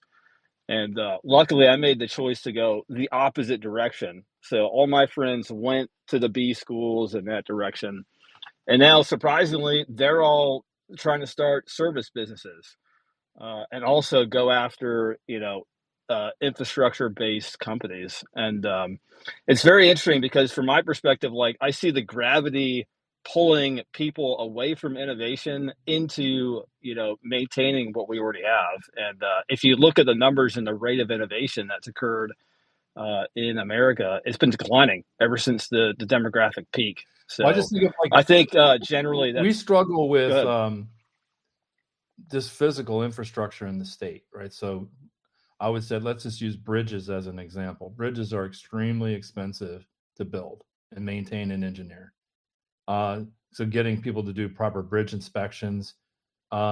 We have a huge shortage of people to do general building inspections, electrical, plumbing, and construction inspections. So what a lot of guys are doing who are in there, who've spent maybe 20 years in the trades, they're dropping out of the trades and moving and becoming inspectors for various towns.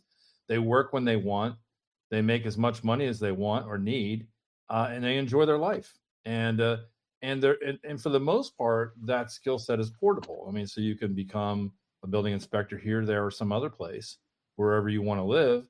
You want to go play golf today? Go play golf. If you don't, you go do 2 or 3 inspections, make $1,000. And that is a lifestyle that is very appealing to a lot of people because it's stress free. You're tapping that knowledge base. But we have a huge deficit, as you mentioned, in public infrastructure that, I would like to see when we talk about like big, beautiful bills at the federal level and all this spending where we dump the money into the banks and things like that.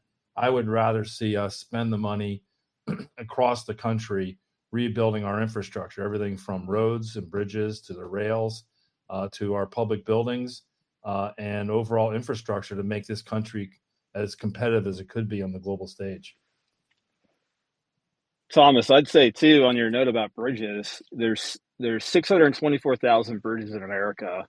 The average age is 47 years old, and over 224,000 of those are in need of serious repair or complete replacement. If you put that in comparison to China, China has over 1 million bridges. Their average age is 20, and they do bridge inspections monthly. Here in the States, we do them every 2 years.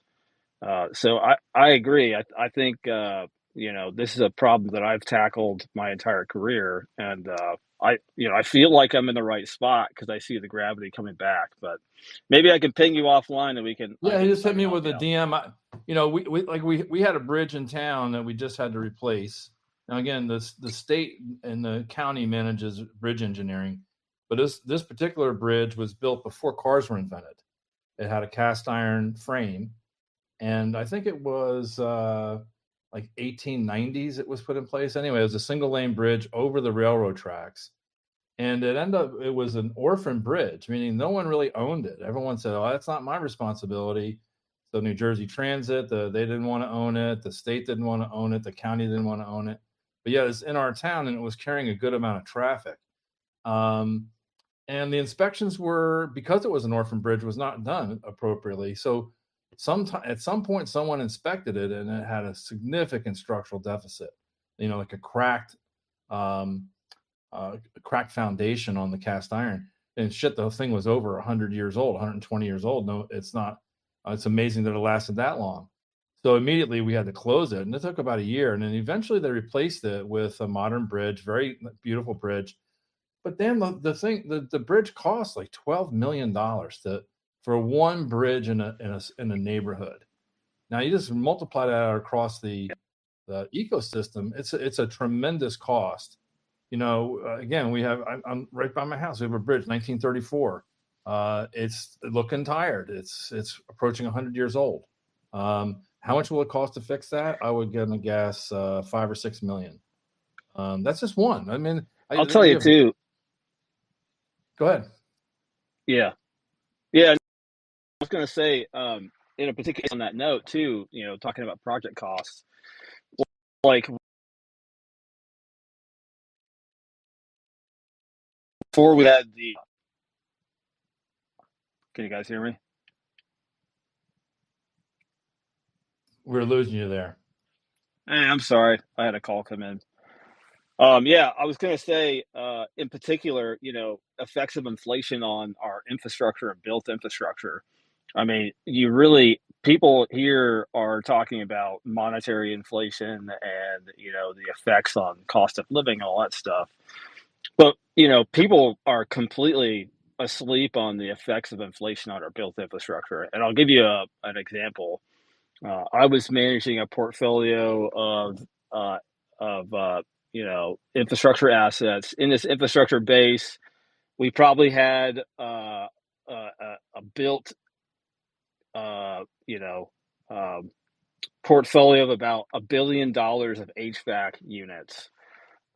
During COVID and the inflation that took off, the O&M costs and the replacement costs of just that static base of equipment doubled and then tripled within a couple of years. And those prices have not come down. And so, if you think about that, the average remaining service life in that entire base of HVAC infrastructure was only 10 years. So, on average, you got 10 years left in that capital equipment before you're in replacement mode. And, inflation sped that up like rate fuel.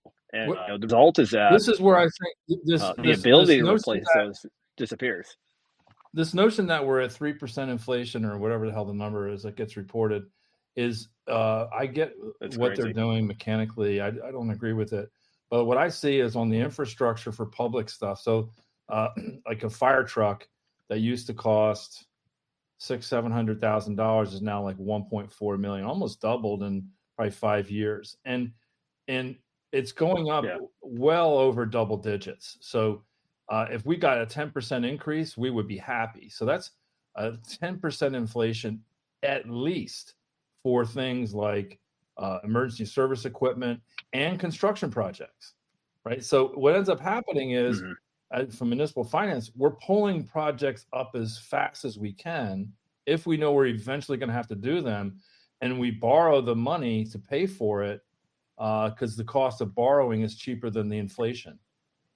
And so and your revenue is not keeping up in the city. Well, there's a limit to how much we can do that, right? And then you got to explain that to the voters, like, why are you doing all this? Well, if we don't spend the 10 million now, we're going to spend 15 later. And our ability to borrow, we want to tap that out so we don't get upside down on that. It's a real issue that gets overlooked by economists who want to boil everything down to a single measure, CPIU. And I just think that I know people trade on that number, but it's not what people experience, and it's not what I see in the economy.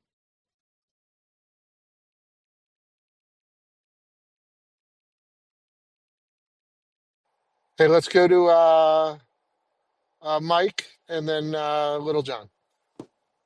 Thanks for having me. I just wanted to say thank you, Robert, for fighting for all those that are trying to find a way.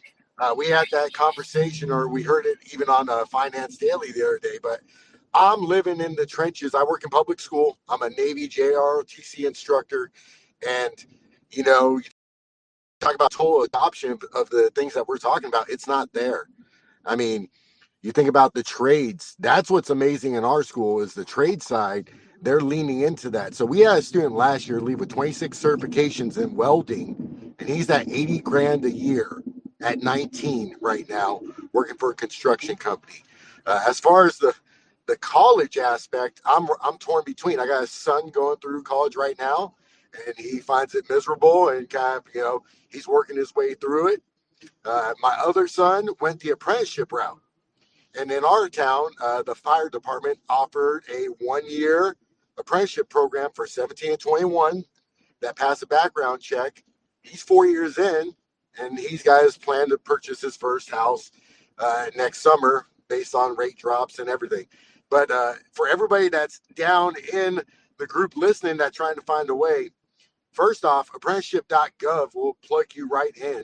That's a great way to start. And then on the AI front, like Robert was talking, there's many colleges right now that are trying to get people to grasp in, and they're throwing out free courses, accredited courses on AI use and certifications.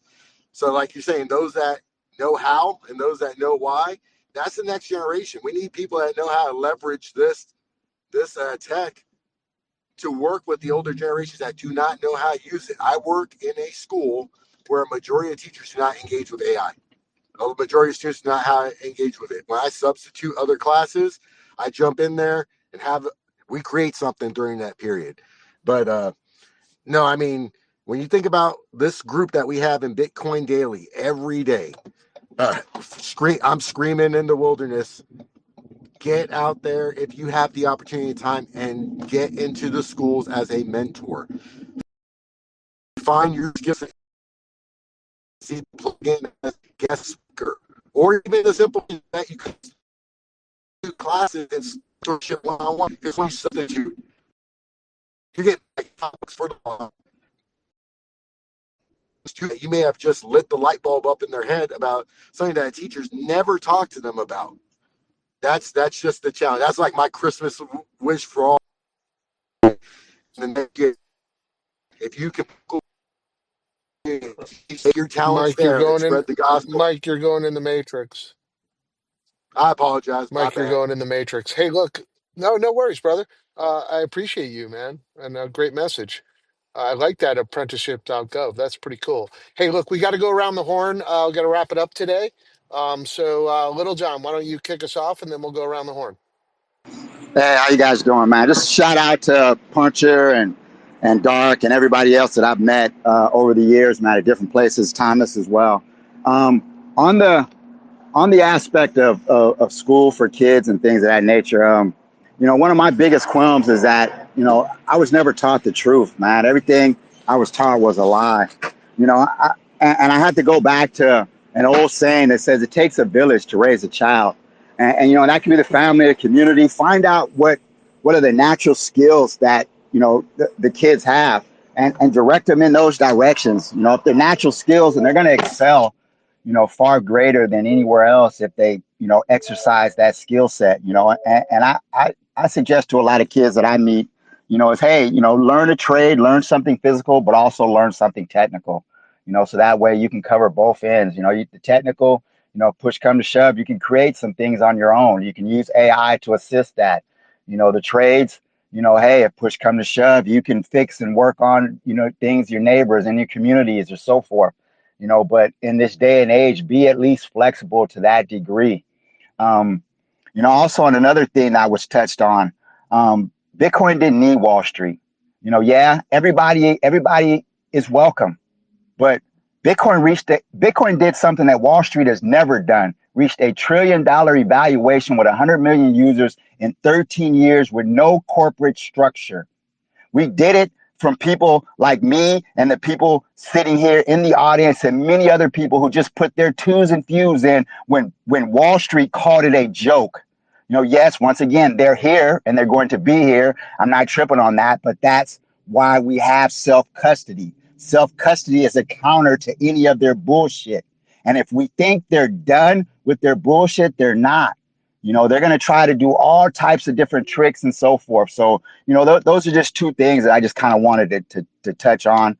And shout out to everybody, man, here, man. Much love, man. The Bitcoin community, I think, is probably some of the brightest and sharpest humans on the face of this planet because we have the ability to filter the bullshit, and we want to learn. We're here debating subjects. We're here going over, going through things, and just once again, man, just a shout out to the Bitcoin community and much love, man.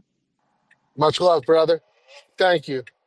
Sam, final words? Yeah, Dark Side, thought this was a really, really good conversation today. It covered a lot of ground. It was a really healthy discussion. I came back up, Dark Side, just to make another comment about I think it was Wrench that raised the question about his kid going to college and yada, yada, yada. So my kid's obviously a lot younger, Sam. I've already decided he's not going into debt to pay for an education, and I'm not paying for it for him. There's a poor ROI. But I just wanted to make the observation as well, Dirk, that when we talk about this shift to trades versus white collar jobs, I just wanted to point out as well that we sort of focus on the monetary benefit for the kids, right?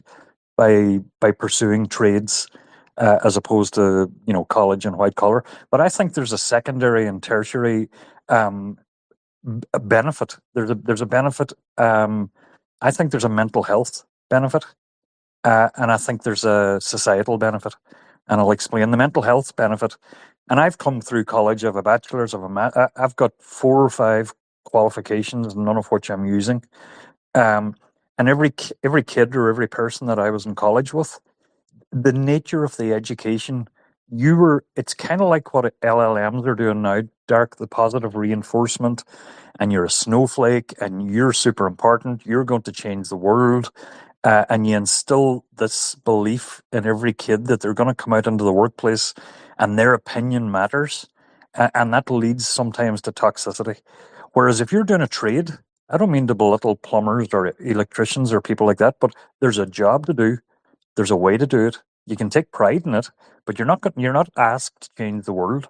You're not asked to criticize every electrician that came before you. So there's more job satisfaction there, right? You're doing the work. And the other benefit was societal. I think a return to more physical work will have a societal benefit. I came through this digital age, Dark, and I was at I was at the beginning of it, and we were told you're entering the digital age. It was exciting. It has brought benefits, of course, but it has also brought downsides. People have moved away from physical work. I just wanted to make those observations that it's not just a monetary benefit.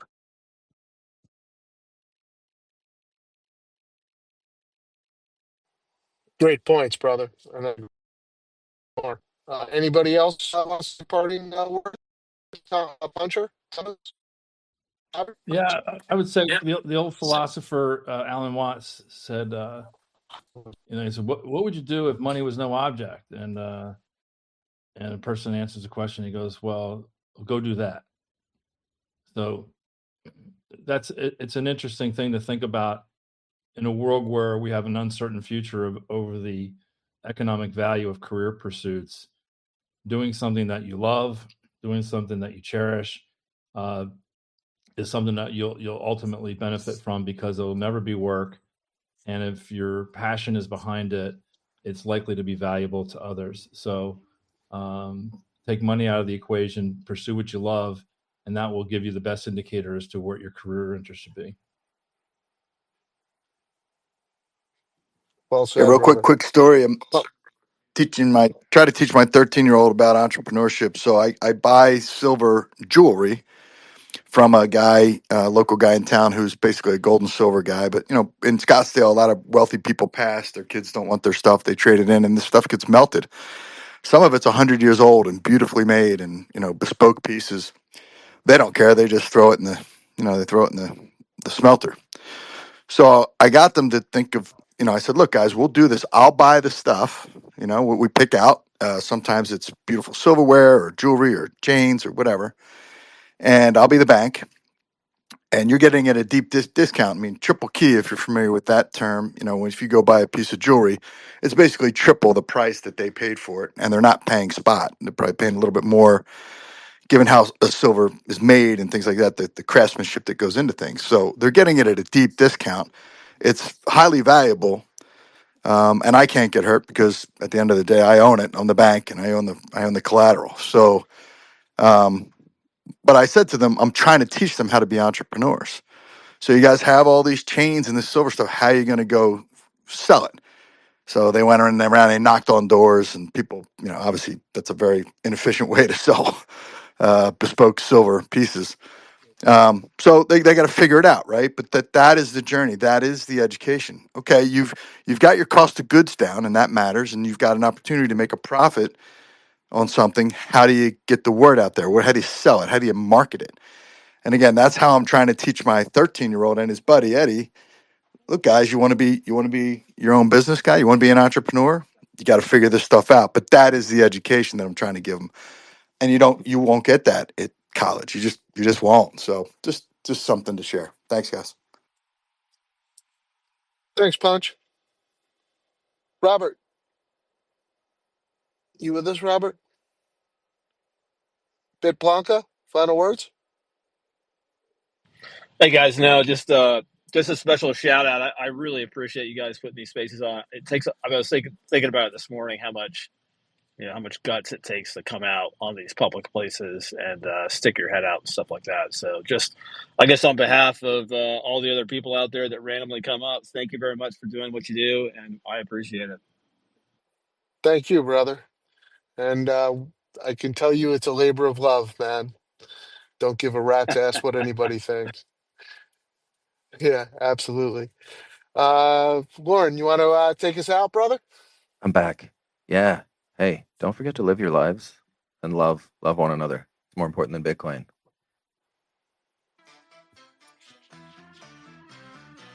Money, money, money, must be funny in the richest world. Money, money, money. Is something that you'll ultimately benefit from because it'll never be work, and if your passion is behind it, it's likely to be valuable to others. So, But that is the education that I'm trying to give them. And you won't get that at college. You just won't. So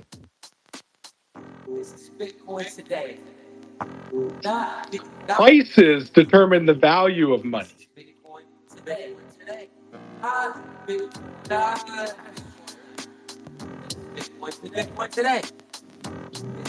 Good morning. Can you guys hear me okay now?